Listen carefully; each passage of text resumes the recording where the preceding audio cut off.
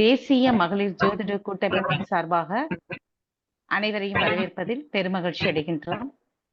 இப்ப நமது தேசிய மகளிர் ஜோதிட கூட்டமைப்பின் சார்பாக முதல்ல நம்ம அந்த ஜோதிட ரகசியங்கள்ங்கிற நிகழ்வுல நாம முதல் நிகழ்வா கடவுள் வாழ்த்து நம்ம பாட போறோம். கடவுள் வாழ்த்து நமது அஸ்ட்ரோ பிச்சை சார் திண்டுக்கல் அவர்கள் நம்ம கடவுள் வாழ்த்து பாடுவாங்க. சார் கடவுள் வாழ்த்து சொல்லுங்க. வணக்கம்மா, அனைவருக்கும் வணக்கம். விநாயகனை வணங்கி, முருகப்பெருமானை வணங்கி, எனது குலதெய்வத்தை வணங்கி, எனக்கு கற்றுக் கொடுத்த அனைத்து குருமார்களையும் வணங்கி, அவர்கள் பாதங்களில் மலர்பாதங்களை திருத்தி கடவுள் வாழ்த்து தொடங்குகிறேன். அபிராமி அந்தாதி. கலையாத கல்வியும் குறையாத வயதும் ஓர் கவடு வராத நட்பும் கன்றாத வளமையும் குன்றாத இளமையும் கலிபினி இல்லாத உடலும் கலியாத மனமும் அன்பு அகலாத மனைவியும் தவறாத சந்தானமும் தாளாத கீர்த்தியும் மாறாத வார்த்தையும் தடைகள் வாராத கொடையும் தொலையாத நிதியமும் போனாத கோளும் ஒரு துன்பமில்லாத வாழ்வும் துய்ய நின் பாதத்தில் அன்பு உதவி பெரிய தொண்டரோடு கூட்டு கண்டாய் அலையாளி அரிதுயலும் மாயனது தங்கையே ஆதிக்கடவுரின் வாழ்வே அமுதீஸ்வர் ஒரு பாதம் அகலாத சுகவாணி அருள்வாய் அபிராமியே. ஓம் கிரீம் ஆதித்யாய சோமாய மங்களாய புதட்ச குரு சுக்ர சனி பிரட்ச ராகவே கேதவே நமக.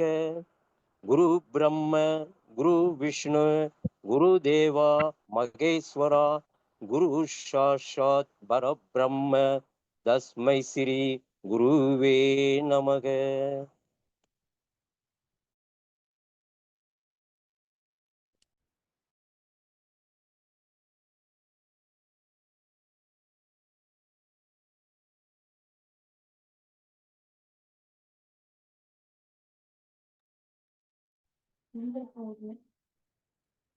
நவகிரகங்களையும் வணங்கி நம்ம இந்த நிகழ்வை ஆரம்பிக்கலாம்.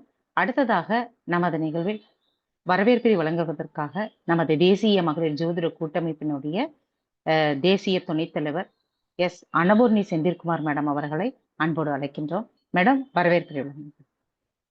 தேசிய மகளிர் ஜோதிட கூட்டமைப்பு சார்பாக வாரந்தோறும் நடைபெற்று வரும் ஜோதிட ரகசியங்கள் என்னும் நிகழ்ச்சியில் இன்று நட்சத்திர சிறப்பு பேச்சாளராக கலந்து கொண்டிருக்கும் ஜோதிட கலா ரத்னா ஆஸ்ட்ரோ தேன்மொழி ராதாராம் அவர்களை முதற்கண் வணக்கத்தை தெரிவித்து வரவேற்கிறோம்.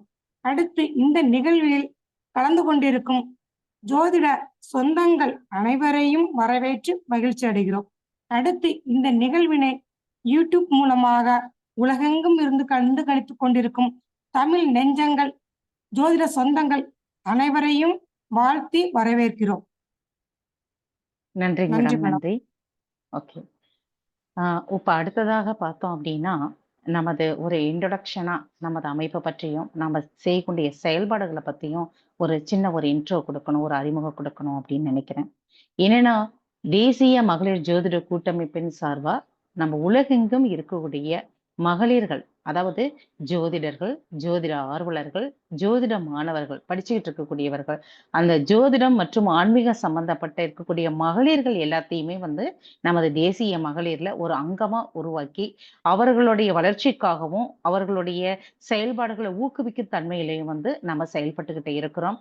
இப்ப ஃபர்தரா அடுத்தடுத்து நிகழ்வுகள் ஒவ்வொரு வாரமும் ஒவ்வொருத்தர் இன்ட்ரோடியூஸ் பண்ணி அதன் மூலியமா கருத்தரங்குகள் நடத்துறது மற்றும் நேரடியா அவர்களுடைய பயிற்சிகள் அளிச்சு அவர்களுடைய இது அடுத்த லெவலுக்கு கொண்டு போறது, இது எல்லாமே நம்மளுடைய அமைப்பு மூலியமா செய்யறோம். அது மட்டும் இல்லாம நமது தேசிய மகளிர் ஜோதிட கூட்டமைப்பின் சார்பா நம்ம இலவச ஜோதிட வகுப்புகள் நாம ஆன்லைன் மூலியமா நடத்திட்டு இருக்கிறோம்.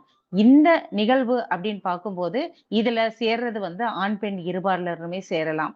படிச்சிட்டு இருக்கிறவங்க, படிச்சு முடிச்சவங்க எல்லாருமே திரும்பவும் மீண்டும் படிக்கிறதுக்கு உண்டான ஒரு வாய்ப்பை அடிப்படையா வகுப்பு வந்து இலவச வகுப்பா நம்ம எடுத்துக்கிட்டு இருக்கிறோம். இதுல சேர விருப்பம் இருக்கக்கூடியவர்கள் வந்து 9092419992 இந்த நம்பருக்கு உங்களுடைய தகவல்களை வந்து தெரிவிங்க. கண்டிப்பா உங்களை வந்து அந்த வகுப்புல நம்ம இணைச்சு மீண்டும் நம்ம வந்து நிறைய விஷயங்கள், ஏன்னா அடிப்படை அப்படிங்கிறது ஒரு வீட்டுக்கு அஸ்திவாரம் எவ்வளவு முக்கியமோ அதே போல நம்ம அது அடிப்படை அப்படிங்கிறது ரொம்ப முக்கியமான ஒண்ணு. அது மட்டும் இல்லாம மொபைலே பாத்தீங்கன்னா ஒரு அப்டேஷன் கேக்குது, ஒரு மாசத்துக்கு ஒரு தடவை அப்டேஷன் கேக்குது. ஆனா நம்ம அஸ்ட்ராலஜர்ஸ் வந்து நம்ம எப்பயுமே ரெகுலரா நம்ம அப்டேஷன்ல இருந்துகிட்டே இருக்கணும். அப்படி இருந்தாதான் வரக்கூடிய வாடிக்கையாளர்களுக்கு தகுந்த மாரி அவர்களுக்கு என்ன மாரி கேள்வி கேட்பார்கள்? அவர்களுடைய வாழ்க்கை எதை நோக்கி போயிட்டு இருக்குது? அவர்கள் ஒவ்வொரு அடியும் வெற்றி படிக்கட்டலா மாத்துறதுக்கு என்ன வழிமுறைகள்? அப்படிங்கிறது எல்லாமே நம்ம சொல்றதுக்கு உதவியா இருக்கும். அது மட்டும் இல்லாம இந்த அ ஜோதிட வகுப்புகள்ல நமது தேசிய மகளிர் ஜோதிட கூட்டமைப்புல இருக்கக்கூடிய ஒவ்வொரு துறை வாரியா இருக்கக்கூடிய ஜோதிட பெண் வல்லுனர்கள் வந்து நமக்கு சிறப்பு வகுப்புகள் எடுக்கிறதுக்கும் தயாரா இருக்கிறாங்க. அதனால உங்களுக்கு விருப்பம் இருக்கக்கூடியவர்கள் அதுல இணைஞ்சுக்கோங்க. அதே மாதிரி நம்மளுடைய மகளிர்ல இணையணும்னு விருப்பம் இருக்கக்கூடியவர்களும் நீங்க இணைஞ்சுக்கலாம் அப்படிங்கறது இதன் வாயிலா நான் தெரிவிச்சுக்கிறேன்.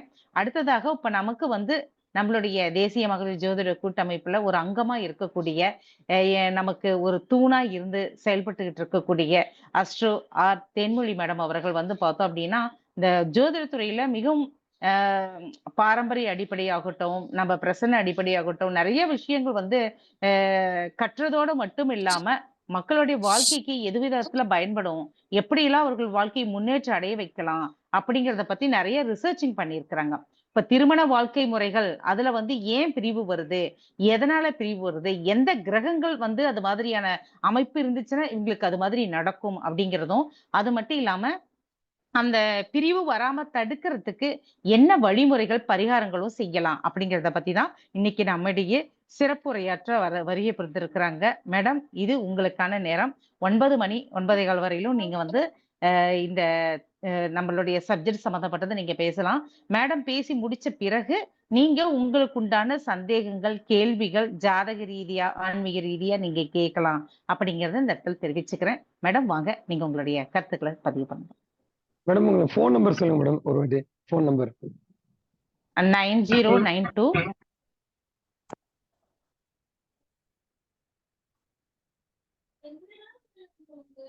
41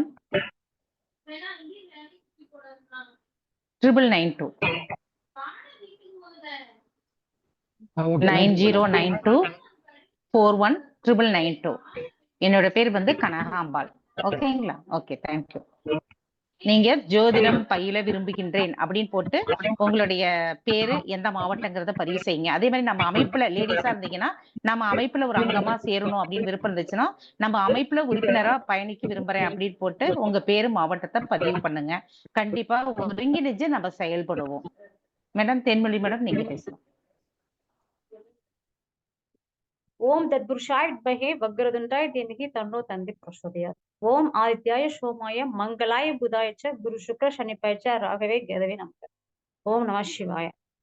இந்த ஜோதிட ரகசியங்கள் நிகழ்ச்சியை ஏற்று நடத்தக்கூடிய தேசிய மகளிர் ஜோதிட கூட்டமைப்பு தலைவர் மற்றும் மதிப்புக்குரிய திருமதி கனகாம்பாள் அம்மா அவர்களுக்கும் மற்றும் துணைத் தலைவர் அன்னபூர்ணி அம்மா அவர்களுக்கும் வணக்கம் கூறி இந்த நிகழ்ச்சியை சிறப்பிக்க வந்திருக்கும் அனைத்து ஜோதிட சொந்தங்களுக்கும், இந்த நிகழ்ச்சியை பார்க்க இருக்கக்கூடிய யூடியூப் நேயர் அனைவருக்கும் என்னுடைய வணக்கத்தை கூறி வரவேற்கிறேன். மற்றும் என்னுடைய தாய் தந்தையை வணங்கி, என்னுடைய குலதெய்வம் மற்றும் இஷ்ட தெய்வத்தை வணங்கி, எனக்கு சொல்லிக் கொடுத்த குருநாதர்கள் அனைவரையும் வணங்கி என்னுடைய உரையை வந்து ஆரம்பிக்கிறேன். என்னுடைய தலைப்பு என்னன்னு பாத்தீங்கன்னா, திருமண முறிவும் அதற்கான பரிகாரங்களும்.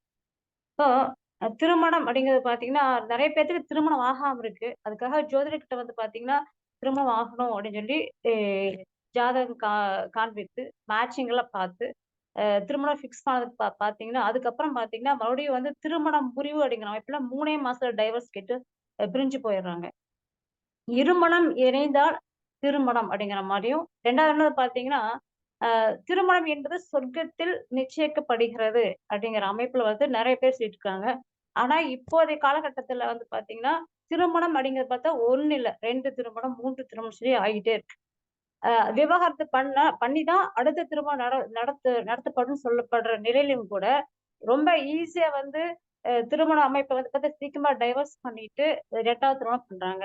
அதையும் டைவர்ஸ் பண்ணிட்டு 3வது திருமணம் பண்றாங்க. அதுக்கான அமைப்பு என்னன்னு சொல்லி என்னோட ஆராய்ச்சியில நான் தெரிஞ்சுக்கிட்டது சில ரூல்ஸ், அதாவது சில விதிகளை மட்டும் நான் சொல்ல விரும்புறேன். அதாவது பாத்தீங்கன்னா காலகட்டத்துல வந்து பாத்தீங்கன்னா குடும்ப அமைப்புங்கிறது வேற. திருமணம் ஆன உடனே பாத்தீங்கன்னா மனைவி வந்து வீட்டுல இருக்கிறதும் கணவர் வந்து வேலைக்கு போறது அமைப்புல வந்து பாத்தீங்கன்னா என்ன ஒரு பிரச்சனைகள் வந்தாலும் குடும்பம் வேணும் அப்படிங்கிற அமைப்புல வந்து நடந்துச்சு. ஆனா இந்த நவீன காலத்துல வந்து திருமணம்ங்கிறது பாத்தீங்கன்னா ஆணும் பெண்ணும் சரிசமம் அப்படிங்கிற அமைப்புல போயிட்டு இருக்கு. அப்ப சில கொடுமைகள் படுத்தினாலோ ஏதோ ஒரு மிஸ் அண்டர்ஸ்டாண்டிங்னாலும் பெருசா வந்து பாதிச்சது இல்லை. ஏன்னா அந்த காலத்துல பெரியவங்க எல்லாம் சேர்ந்து அதாவது கணவன் மனைவியா வாழ வச்சாங்க. இந்த தடவை இங்கேயும் இப்ப நவீன காலத்துலயும் வந்து அப்படிதான் இருக்கு. இருந்தாலும் பெண்களும் சரி ஆண்களும் சரி சரிசமமா இருக்கிற நிலைமையில வந்து பாத்தீங்கன்னா யாருக்காரு சஃபர், அதாவது கணவர் வந்து மனைவியை சஃபர் பண்ணாலும் இல்ல மனைவி வந்து பார்த்தா கணவர் வந்து துன்பப்படுத்தக்கூடிய அமைப்புல என்ன நடந்தாலும் உடனே சேர்ந்து வாழ்றது இல்லை, உடனே டைவர்ஸ் சரிங்க அமைப்பு போயிடுது. சில பேர் என்ன சொல்றாங்க, திருமணம் ஆன உடனே வந்து பையன் வந்து வேலைக்கு போக மாட்டேங்கிறாரு, மனைவி வந்து சரியா கவனிக்கிறது இல்ல, அம்மா பேச்சு கேட்டிருக்காரு, நண்பர்களோட சேர்ந்துட்டு வீட்டுல பொறுப்பு இல்லாம இருக்காங்க அப்படிங்கிற அமைப்புலயும் சிலர் வந்து ஆணை வந்து சொல்றாங்க. அதே பெண்ணை வந்து என்ன சொல்றாங்கன்னா வீட்டுல இருந்து பொண்ணுக்கு பொறுப்பு இல்ல, எப்ப பார்த்தா வேலைக்கு போயிட்டு இருக்கிறாங்க, எதிர்த்து பேசுறாங்க, தன்னோட அப்பா அம்மா வீட்டு பெருமையை வந்து பேசிட்டு குடும்பத்தை சரியா கவனிக்கிறது இல்ல அப்படிங்கிற மாதிரி பெண்ணை வந்து படிச்சு சொல்றாங்க.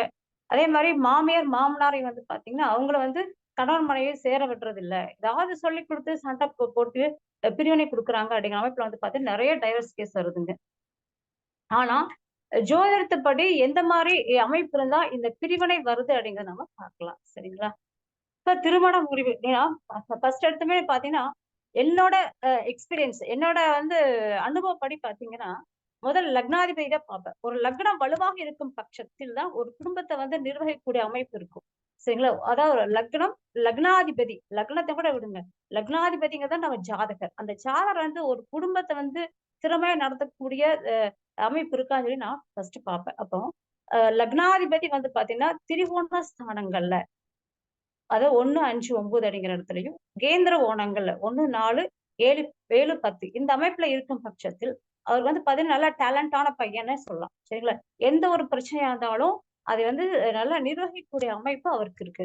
அது மட்டும் இல்லாம எந்த ஒரு மோசமான திசைகள் வந்தாலும் அந்த மோசமான திசைகள் வந்து பாத்தீங்கன்னா இந்த ராகு திசையா இருக்கட்டும், சனி திசையா இருக்கட்டும், அப்ப அதெல்லாம் வந்து பார்த்தா அந்த பிரச்சனை எல்லாத்தையுமே வந்து பார்த்தா சமாளிச்சு குடும்பத்தை வந்து திறமை எடுத்து வரக்கூடிய கெப்பாசிட்டி இருக்குன்னு நம்ம எடுத்துக்கலாம். அதுவும் குரு பார்வை இருந்துச்சுன்னா நிச்சயமா ரொம்ப எளிதா வந்து பிரச்சனை சால்வ் பண்ணி கௌரவமான வாழக்கூடிய அமைப்புல வரக்கூடியதான் இந்த கேந்திர குணங்கள் திரிகோணங்களோட இருக்கக்கூடிய லக்னாதிபதி. அதே மறைமுக ஸ்தானங்கள், அதாவது 6, 8, 12 இந்த 3 இடங்கள்ல வந்து பாத்தீங்கன்னா இந்த லக்னாதிபதி இருக்கும் பட்சத்தில் துர்கிரக பார்வை இருந்தா அவருக்கு வந்து பாத்தீங்கன்னா மத்தவங்களை டிபெண்ட் பண்ணி போகக்கூடிய அமைப்பு. மற்றவர் யாராவது சொன்னாங்கன்னா அது வந்து பாத்தீங்கன்னா தெரியும், ஆனாலும் அவங்க பேச்சு கேட்டு ஒரு அவமான வாழ்க்கை வாழக்கூடிய அமைப்புல இருக்கும். மறைமுக ஸ்தானம் 6, 8, 12 இந்த இடத்துல லக்னாதிபதி இருக்கான்னு வைங்க, அம்மாவோட பேச்சு கேட்கறதோ, அப்பாவோட பேச்சு கேட்கறதோ, இல்ல மனைவியோட பேச்சு கேட்டு மத்தவங்களை பொறுமைப்படுத்துறது, இந்த மாதிரி அமைப்புல வந்து சரியா யோசிக்க தெரியாத அமைப்பு இருக்கு எடுத்துக்கலாம். ஒரு அவமானப்பட்ட வாழ்க்கை வாழக்கூடிய அமைப்பு இருக்கு. ஆனா லக்னாதிபதி மறைமுக ஸ்தானங்கள் இருக்கும் பட்சத்தில் கண்டிப்பா ஒரு குடும்பத்தையும் ஒரு முடிவு எடுக்கக்கூடிய திணறுவாரு. மற்றவர்கள் யார் என்ன சொன்னாலும் அதுதான் சரியா இருக்குன்னு சொல்லி அவங்க பேச்சு கேட்டு நடக்கக்கூடியவராக தான் இருப்பாரு நம்ம எடுத்துக்கலாம். இதுக்கு மறைமுக ஸ்தானங்கள குருப்பாக இருந்தாலும் கூட அவர் வந்து என்னோட வாழ்க்கை இப்படிதான், நான் இப்படிதான் இருப்பேன், சரி யார் என்னமோ பேசிட்டு போறாங்க, நான் என்னோட அமைப்பு தான் நான் வாழ்வேன்னு சொல்லிட்டு மத்தவங்களுடைய பேச்சு கேட்காம வாழக்கூடியதுதான் இந்த மறைமுக ஸ்தானத்தில் இருக்கக்கூடிய லக்னாதிபதி. சரிங்களா? அது துர்கிரக பறவைனா ரொம்ப கடுமையா இருப்பாரு. அதனால அந்த அந்த கௌரவமான வாழ்க்கையை கொண்டு வரக்கூடிய அமைப்பு வந்து திரிகோணங்கள் இருக்கக்கூடிய லக்னாதிபதி, அது சுபர் பவரை பெற்ற மிக சிறப்பா இருக்கக்கூடியவர். அதே சனி தசா, ராகு தசா, கேது தசா இந்த எந்த ஒரு தசா புத்திகள் வந்தாலும் கூட அவர் எல்லாத்தையுமே சமாளிக்கக்கூடிய அமைப்பு. சரிங்களா? சரி, இப்போ ஒரு கௌரவமான வாழ்க்கைக்கு யார் வேணும்? கண்டிப்பா ஜாதகர் தான் காரணம். சரிங்களா? அப்ப ஜாதகோட எப்படி சமாளிக்க திறமை இருக்குன்னு சொல்லி நான் சொல்லிட்டு திரிகோண ஸ்தானங்கள் கேந்திர ஸ்தானங்கள் இருந்து சுபர் பார்வை பெறும் பொழுது நிச்சயமா ஒரு ஒரு அதாவது ஒரு அவமானம் இல்லாத ஒரு சமூகத்துல மதிப்போட வாழக்கூடிய தன்மை இருக்கிறது இருக்கலாம். சரி, அதுக்கு அடுத்து பாத்தீங்கன்னா 7ஆம் இடம் திருமண முறிவு அப்படிங்கிற அமைப்புல வந்து பார்த்தா 7ஆம் இடத்தை நம்ம 7ஆம் இடத்து அதிபதி அப்புறம் சுக்கிர பகவான் இந்த மூன்றையுமே வந்து நம்ம அதாவது ஆராய்ச்சி பண்ணணும். 7ஆம் இடத்து அதிபதியை வந்து பாத்தீங்கன்னா துர்க்கர்கள் பார்த்தாலும் 7ஆம் இடத்தையும் துர்க்கிரகம் பார்த்துச்சுன்னா திருமண அமைப்பே ரொம்ப லேட் ஆகும். அப்படியே திருமணம் அதாவது குருவோட பார்வை ஏதாச்சும் புதனுடைய பார்வை சுபர் பார்வை ஏதாச்சும் அந்த 7ஆம் இடத்துக்கு படிச்சா திருமணத்தை நடத்தி வச்சிருவாரு. அப்போ 7ஆம் இடத்தை வந்து துர்க்கிரகம் பார்க்கும் பட்சத்துல அவர் வந்து பாத்தீங்கன்னா திருமண பிரிவினை ஏற்படுத்தக்கூடிய அமைப்பு இருக்கும். உடனே வந்து பிரிவினை வருமானா நிச்சயமா இல்ல. அதாவது தசாபுத்திகள் வந்து மோசமான இருக்கும் பட்சத்தில் அதே சமயத்துல கோச்சாரம் இந்த 7 சனி அஷ்டமத்து சனி முக்கியமா ஜென்ம சனி அஷ்டமத்து சனி தான். இதுல வந்து பாத்தீங்கன்னா பிரிவினை ஏற்படக்கூடிய அமைப்பு இருக்கு. அப்போ யாரோட ஜாதத்துல 7ஆம் இடத்து அதிபதியும் 7ஆம் இடத்து அதிபதி 7ஆம் இடத்தை வந்து துர்க்கிரகங்கள் பார்க்கும் பட்சத்தில் திருமண வாழ்க்கையில் பிரச்சனை இருக்கு. அப்போ நம்ம வந்து என்ன செய்யணும்னா அது வந்து அந்த பிரச்சனை வரும் காலத்தில் நம்ம பொறுப்பா வந்து மனைவியோட நடத்தைகள் மனைவி வந்து எந்த மாதிரி நடந்துக்கிறாங்க அதே மாதிரி அவருக்கு ஏதாச்சும் தேவையில்லாத கர்வம் இம்மெச்சூரிட்டி அதாவது ஒரு குழந்தைத்தனமான அமைப்பு மற்றவங்களுடைய பேச்சு கேட்டு பேசக்கூடிய அமைப்பு இதெல்லாம் இருக்கான்னு சொல்லி கவனிக்கும். அதே மாதிரி தன்னோட தாய் அம்மா வந்து பாத்தீங்கன்னா அவங்க எப்படி இருக்காங்க ரெண்டு பேரும் சண்டை கட்டிட்டாலும் கூட ஒரு காம்ப்ரமைஸ் பண்ணி வாழக்கூடிய திறமையா நடந்துக்கணும். இது வந்து திரிகோணங்கள் இருக்கக்கூடிய லக்னாதிபதி செய்யும். ஆனா மறைமுகமா இருக்கக்கூடிய வந்து அம்மா ஏதாச்சும் சொன்னாலும் வேற யாராச்சும் சொன்னா அக்கா ஏதாச்சும் சொன்னாங்களோ தன்னோட வாழ்க்கை கேட்டா தன்னுடைய கௌரவம் கெடு அப்படின்னு நினைக்கிறதே இல்லைங்க. அதனால லக்னாதிபதி அதுதான் சொல்றேன் 7ஆம் இடமோ 7ஆம் அதிபதியோ கேட்டுட்டா அங்க வந்து லக்னாதிபதி ஸ்ட்ராங்கா இருக்கும் பட்சத்துல அந்த பிரச்சனை வந்து ஹேண்டில் பண்ணுவாங்க. ரெண்டாவது பாத்தீங்கன்னா 7ஆம் அதிபதி தன்னோட ஸ்தானத்துக்கு மறைவு ஸ்தானங்களில் மறைக்கூடாதுங்க. அதாவது 7ஆம் அதிபதி பாத்தீங்கன்னா 6ஆம் இடம் 8ஆம் இடம் 2வது 12ஆம் இடம் இந்த 3 இடங்களில் வந்து பாத்தீங்கன்னா மறைக்கூடாது. அது மறைஞ்சாலும் கூட பாத்தீங்கன்னா சில மோசமான தசாபுத்திகள் வரும் பட்சத்தில் ஏன்னா அதே தசா இப்ப சனி பகவான் இருக்காரு 7ஆம் இடத்துல அவங்க இப்போ சனி பகவான் வந்து 7ஆம் இடத்துல இருந்தாலே திருமணம் வந்து லேட் ஆகும். அதே அந்த 7ஆம் இடத்துல இருக்கிற சனி பகவான் வந்து சனி தசை நடக்கும் பட்சத்தில் பிரிவினை தரக்கூடிய அமைப்பா இருக்கு. ஏன்னா அது ஒரு துர்க்கிரகம் சரிங்களா. அது வந்து ரொமான்டிக்கான விஷயங்கள் காதல் வாழ்க்கை வந்து தராது சரிங்களா. அப்போ அந்த அந்த நேரத்துல இந்த தசாபுத்திகள் வரும் பட்சம் அந்த புத்திகள் வந்து முடியக்கூடிய அமைப்புல முடிஞ்சதுக்கு அப்புறம் திருமணம் பண்றது நல்லது. அந்த தசா வந்துச்சுன்னா அதுக்கான பரிகாரங்கள் செய்துட்டு திருமணம் பண்றது நல்லது. 7ஆம் இடத்துல சனி பகவான் என்ன அர்த்தம்னா தன்னையோட அதாவது தன்னோட ஏதாவது ஒரு விதத்துல வந்து மதிப்பு குறைவாக அதாவது மதிப்புன்னு எப்படி தன்னுடைய வயதை விட அதிகமான வயதுடையவர்கள். இப்போ உங்களுக்கு வந்து பார்த்தா 25 வயசுனா பெண்ணுக்கு ஒரு 26 வயசு இருக்கலாம். அந்த ஒரு மூத்த பெண்ணை திருமணம் செய்யக்கூடிய அமைப்பு. இல்ல கொஞ்சம் கலர் வந்து கம்மியா இருக்கும். அதாவது கருப்பான பெண்ணா இருக்கலாம், உயரம் குறைவாக இருக்கலாம், இல்ல வசதி குறைவா இருக்கலாம். அந்த மாதிரி அமைப்புல வந்து திருமணம் பண்ணும் பட்சத்தில் திருமணம் நடக்கும் சரிங்களா. இல்லைன்னா அவங்க வந்து ஒரு இம்மெச்சூர்டா இருப்பாங்க. 7வது சனிநாத நல்ல பாட்டாளி ஆனா ஒரு குழந்தைத்தனமா இருக்கும். வெளி அறிவு ஒண்ணு இருக்காது. யார் என்ன சொன்னாலும் அதை கேட்டுப்பாங்க. அந்த அமைப்புல வந்து இருந்தாங்கன்னா இந்த பொண்ணு என்ன இப்படியே பேசிட்டு இருக்கு அப்படின்னு சொல்லி கணவரும் நினைக்க கூடாது. அதே மனைவிக்கு இந்த 7ஆம் இடத்துக்கு வந்துச்சுன்னா இவர் என்ன இப்படி பேசுறாரு அப்படின்னு சொல்லி அந்த பொண்ணு நினைக்காம தன்னுடைய கணவர் தன்னுடைய மனைவின்னு சொல்லி அவங்களுக்கு ஒரு நல்ல கைடு கொடுத்து நம்ம கொண்டு வரோம். இந்த அமைப்புல பாத்தீங்கன்னா லக்னாதிபதி திரிகோண ஸ்தானங்கள்ல சுபர் பார்வை பெற்ற லக்னாதிபதிகளுக்கு தெரியும் தன்னோட குடும்பத்தை எக்காரணத்துக்கு கொண்டும் விட்டு கொடுக்காம ஒரு கௌரவமான நிலைக்கு கொண்டு வரக்கூடிய அமைப்பு இந்த லக்னாதிபதிக்கு இருக்கும். அடுத்தது பாத்தீங்கன்னா 7ஆம் அதிபதி 10ஆம் இடத்துல இருக்கக்கூடிய அமைப்பு. இது முடிச்சதுக்கு அப்புறம் சுக்கரன் வரணுங்க. சுக்கரனும் பெரும்பங்கு இருக்குது சரிங்களா. 7ஆம் அதிபதி 10ல இருக்கும் பட்சத்தில் வந்து பாத்தீங்கன்னா 10ஆம் இடம் வந்து தொழில் அமைப்பு அதாவது கர்மஸ்தானம் சொல்லுவாங்க. அது தொழில் அமைப்புக்கு எடுத்துக்கலாம். இன்னொன்னு வந்து பாத்தீங்கன்னா கர்மாவை நிகழ்த்த வரக்கூடிய அமைப்பு இருக்கும். போன ஜென்மத்துல அதாவது பூர்வ ஜென்மத்துல வந்து பாத்தீங்கன்னா இந்த 10ஆம் இடங்கள் பாத்தீங்கன்னா இந்த விட்டகரை தொட்டகரை ஏதோ ஒரு ஜென்ம பிணைப்பு அப்படிங்கிற அமைப்புல அந்த பொண்ணு வந்து அந்த பொண்ணும் அந்த பையனும் இந்த தனக்கு மனைவியாகவோ கணவராக வரக்கூடிய அமைப்பு. அப்ப இந்த 7ஆம் அதிபதி 10 இருக்கும் பட்சத்துல அந்த பொண்ணு இல்லைன்னா அந்த பையன் எப்ப பார்த்தாலும் வேலைக்கு போயிட்டே இருப்பாங்க. சம்பாத்தியம் இல்லாம இருக்கவே மாட்டாங்க. இந்த வேலை நிமித்தமாக சுப பிரிவினை அப்படிங்கிற மாதிரி பாத்தீங்கன்னா கணவர் வந்து வெளிநாட்டுக்கு போறது, இல்ல வெளி மாநிலங்கள் வேலை பார்க்கறது, அந்த மாதிரி பாத்தீங்கன்னா கணவன் மனைவி பிரிவினை ஏற்படும். சரிங்களா? அதே 10ஆம் இடத்தை துர்கிரகம் பார்த்தாலும் 7ஆம் இடத்தையோ 7ஆம் இடத்து அதிபதியோ துர்கிரகம் பார்க்கும் பட்சத்தில் நிரந்தரமான பிரிவினை தரக்கூடிய அமைப்பாக இருக்கும். இதே 7ஆம் தேதி 8ல போயிருந்தா என்ன ஆகும்? நிச்சயமா 8ங்கிறது என்ன? நீதிபதி, நீதிமன்றம், 8ஆம் இடம் வம்பு வழக்குங்க. அப்போ அங்க பாத்தீங்கன்னா கோர்ட்டு கேஸ் நடக்கக்கூடிய அமைப்பு பிரிவினை. சரிங்களா? அப்போ அத சுபத்துவமா, பாவத்துவமா பார்த்து நம்ம பண்றது சிறப்பு. அப்ப 7ஆம் இடத்து அதிபதி 10ஆம் இடத்துல இருந்தா கூட பாத்தீங்கன்னா, 10ஆம் இடம் கர்மஸ்தானம். திருமணத்துக்கு பிறகு யாராச்சும் இறப்பு ஏற்படக்கூடிய அமைப்பு இருக்குங்க. இது நிறைய ஆராய்ச்சி பண்ணி தான் நான் சொல்றேன் நானு. அந்த அமைப்புலயும் கூட இருக்கு. அதனால இந்த மாதிரி வேலைக்கு போற பொண்ணா இருக்கக்கூடிய அமைப்புல நம்ம வேலைக்கு போற பொண்ணா இருந்துச்சுன்னா, உடனே அந்த பொண்ணுக்கு என்ன நம்ம மதிப்பு கொடுத்து, அந்த பொண்ணு இருக்கிற இடத்துலயே நம்மளும் வந்து டிரான்ஸ்ஃபர் ஆகி போய் வேலை பார்க்கறது மிக சிறப்பு. அதே வந்து பாத்தீங்கன்னா, கணவர் எங்க வேலை பார்க்குறாரோ, அது அட்ஜஸ்டபுளா போறது மிக சிறப்புங்க. ஏன்னா வேலையில தான் அவங்க முன்னேறி இருப்பாங்க. நல்ல சம்பளமா இருக்கும். அந்த இவங்க வேலைக்கு போய் தான் அவங்க ஃபேமிலி வந்து டெவலப் ஆயிருப்பாங்க. அதனால வேலை மேல ரொம்ப பக்தியா இருப்பாங்க. சரிங்களா? அப்படி இல்லைன்னா, இந்த 7ஆம் தேதி 10 இருக்கும் பட்சத்தில் ஏதோ கவர்மெண்ட் ஜாப்பா இருக்கலாம். ஒரு நல்ல சேலரில வந்து வெளிநாட்டுல வந்து வேலை கிடைச்சு போயிருக்கலாம். சரிங்களா? அப்ப அந்த வேலைக்காக இருக்கக்கூடிய அமைப்புல இருக்கும் பட்சத்தில் சுப பிரிவு பாத்தீங்கன்னா, நீண்டகால பிரிவினையும் இருக்கு. இதையும் பார்த்து திருமணம் பண்ணணும். எல்லாமே அட்ஜஸ்டபிள் தான். சரிங்களா?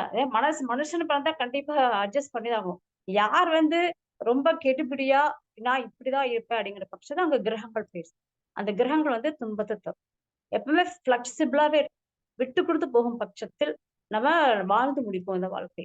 அதாவது பணிவான வாழ்க்கை நிறைவான வாழ்க்கையை மாறும். அந்த பணிவு இல்ல அப்படின்னா நான் வந்து ஸ்ட்ரிக்டா தான் இருப்பேன். ரொம்ப கர்வமா தான் இருப்பேன். இப்படித்தான் வாழ்க்கைங்கிறப்ப அங்க செவ்வாய் வந்துருவாரு. சனி பகவான் வந்துருவாரு. செவ்வாய் வந்தாலும் எங்க சனி பகவான் ஆட்டோமேட்டிக் வந்துருவாரு. செவ்வாய்ங்கிறது என்ன ஒரு கர்வம், அகந்தை. அப்ப ஆட்டோமேட்டிக்கா கர்வம் இருந்தாலே அங்க இடத்துல வலி வேதனைகள் வரும் நிச்சயமா. அதனால எப்பவுமே புதன் தத்துவத்தை வந்து நீங்க ஃபாலோ பண்ணுங்க. எப்பவுமே புதன் தத்துவம் பாத்தீங்கன்னா தேவையில்லாம பேசாது, கர்வமா பேசும். மத்தவங்க என்ன பண்றாங்கன்னு பார்த்து அப்சர்வ் பண்ணி தான் லைஃப் வந்து மூவ் பண்ணுவாங்க. சரிங்களா? அப்ப அது அங்க அனுபவ அறிவு இருக்குதுங்க. அதே மாரி பொறுமை. மத்தவங்க என்ன பண்றாங்கன்னு அப்சர்வ் பண்ணி தான் அது ஆ லைஃப்ப மூவ் பண்ணும். சரிங்களா? அப்போ லைஃப் வந்து ரொம்ப ஈஸியா இருக்கும். சரிங்களா? இப்ப இது 3 பாயிண்ட் சொல்லியாச்சு. அடுத்து வந்து பார்த்தீங்கன்னா, 7ஆம் அதிபதி 6, 8, 12 இருக்கும் பட்சத்தில் அதுவும் வந்து ஒரு பிரிவினை தரக்கூடிய அமைப்புன்னு சொல்லியிருக்கேன். 2வது தாம்பத்திய குறைபாடு. இப்ப நெறைய ஜாதகம் பார்க்குறோம். அப்போ ஆண் பெண் 2 பேத்தையும் பார்த்தீங்கன்னா, தாம்பத்திய அமைப்ப வந்து நம்ம பார்க்குறோம். எல்லாமே 12ஆம் இடத்த பார்ப்பாங்க. நான் வந்து பார்த்தீங்கன்னா, 3ஆம் இடத்தையும் செவ்வாய் பகவானையும் பார்ப்பேங்க. இது வந்து 3ஆம் இடம் வந்து பார்த்தீங்கன்னா, 3ஆம் இடத்து அதிபதி 3ஆம் இடத்த வந்து பார்த்தீங்கன்னா, துர்க்கிரகங்கள் பார்த்து 3ஆம் இடத்த அதிபதி வந்து அலிசாரம் அதாவது கேதுவுடைய சாரம் நட்சத்திரங்கள்லயோ, இல்ல அ புதனுடைய நட்சத்திரங்கள்லயோ, இன்னொன்னு வந்து பார்த்தீங்கன்னா, சனியோட நட்சத்திரங்கள இருந்து 3ஆம் இடத்த துர்க்கிரகங்கள் பார்க்கும் பட்சத்தில் அவங்களுக்கு வந்து தாம்பத்திய குறைபாடு நிச்சயமா இருக்குங்க. நெறைய பொண்ணு வந்து காமிச்சிருக்கிறாங்க. இந்த மாரி கணவர் மனைவி பிரச்சனைனா, இது வந்து ஆண்கள் வந்து சொல்றது இல்ல. பெண்கள் தான் வந்து ரொம்ப சஃபர் ஆகுறாங்க. அவங்களுக்கே தெரியும். ஏன் அப்படி திருமணம் பண்றாங்கன்னு தெரியலைங்க. அதுல அதே மாரி செவ்வாய் பகவானுக்கு பார்த்தீங்கன்னா, உடனே 3ஆம் இடம் கெட்டு போச்சு. அலிசாரம் இருக்கிறதுக்கு ஆகாதுன்னு சொல்ல முடியாது. செவ்வாய் பகவானையும் பார்க்கணும். செவ்வாய் பகவான் வந்து பார்த்தீங்கன்னா, நீச்ச ஸ்தானத்துக்கு முன்பின் இருக்கும் பட்சத்தில், அதாவது மிதுன ராசி. மிதுன ராசிக்கு அடுத்தது என்ன ராசி வருதுங்க? ஆ அதாவது கடகராசி. அங்க வந்து நீச்சம் ஆகுறாரு. அதே சமயத்துல அந்த நீச்ச ஸ்தான கடகராசிக்கு அடுத்த ராசி வந்து சிம்மராசி. இந்த 3 ராசிகள்ல வந்து தொட்டு இருக்கக்கூடிய செவ்வாய் பகவான் இருக்குன்னா, கண்டிப்பா தாம்பத்திய குறைபாடு இருக்கு. அந்த ஒரு அமைப்பையும் வந்து செக் பண்ணி, அதுக்கு தகுந்த மாரி நம்ம ஜாதகத்தை இணை பண்றது மிக சிறப்பு. சில பெண்கள் மேல அவங்களே குற்றச்சாட்டு. என்னன்னா, இந்த பொண்ணுக்கு ரொம்ப வாய் பேசுது சரியில்ல. கிட்டத்தட்ட ஒரு 1 மாசத்துலயே பிரிஞ்சு போயிடுறாங்க. அதுக்கெல்லாம் அமைப்பு வந்து இதுதான். அப்புறம் 3ஆம் இடத்துல சனி பகவான் இருக்கும் பட்சம் இன்னொன்னு என்ன பார்த்தீங்கன்னா, இந்த ஆ 3ஆம் இடத்துல சனியோ, இல்ல வேற ராகுவோ இருக்கும் பட்சத்துல அவங்க வந்து அவங்க வீட்ல வந்து பார்த்தீங்கன்னா, அதான் கணவர் வீட்ல வந்து ராகு 3ஆம் இடத்துல ராகு இருக்கும் பட்சத்துல, அந்த வீட்ல வந்து மாமியாரோ, இல்ல நங்கையா, குழந்தையா அவங்க வந்து பயங்கர வாயடிப்பாங்க. அவங்க கிட்ட இருந்து அந்த பொண்ணால வாழவே முடியாது. மேக்ஸிமம் வந்து உபய லக்னத்துக்கு தான் நடக்குதுங்க. உபய லக்னம் அதாவது கன்னி ராசிக்காரங்க, மிதுன ராசிக்காரங்க மற்றும் இந்த தனுசு, மீனம் இந்த உபய லக்கணங்கள்ல பாத்தீங்கன்னா அங்க இருக்க பெண்களுக்கு பாத்தீங்கன்னா கணவர் ஸ்தானமே பார்த்தா பாதகாதிபதியா வருது. அவங்களுக்கு வந்து 3ஆம் இடத்தில் ராகு பகவானோ சனி பகவானோ இந்த துர்க்கிரகம் இருக்கும் பட்சத்தில் பாத்தீங்கன்னா அவங்க வீடுகளை வந்து பெண்கள்னால பிரச்சனை வரும். அதுவும் இல்லாம 7ஆம் அதிபதி பலம் பெற்றான்னு வச்சுங்க, 7ஆம் அதிபதி ஏற்றியே இருக்காரு. அப்ப லக்னாதிபதி வந்து பலம் இல்ல அப்படிங்கிற பட்சத்துல கணவர் வந்து பார்த்தா பயங்கரமா கொடுமையா இருப்பாங்க. அதனால உபய லக்னத்துக்காரங்களுக்கு 7ஆம் அதிபதின்னு சொல்லக்கூடிய அதாவது பாதகாதிபதி வலு பெறக்கூடிய கூடாது. அங்கே இருந்தாலும் சரி, இல்ல வேறு எங்காவது இருந்து அந்த 7ஆம் இடத்தை பார்க்கும் பட்சத்தில் அந்த 7ஆம் இடம் கணவர் ஸ்தானம் பலம் பெற்றிருக்கும். பலம் பெற்றிருந்தா அந்த பெண்ணுக்கு வந்து பாத்தீங்கன்னா சப்போர்ட் இருக்கும். ஒரு எதிரியை பார்க்குற மாதிரியே ஒய்ஃபை பார்ப்பாங்க. அதே பெண்களும் அப்படிதான்.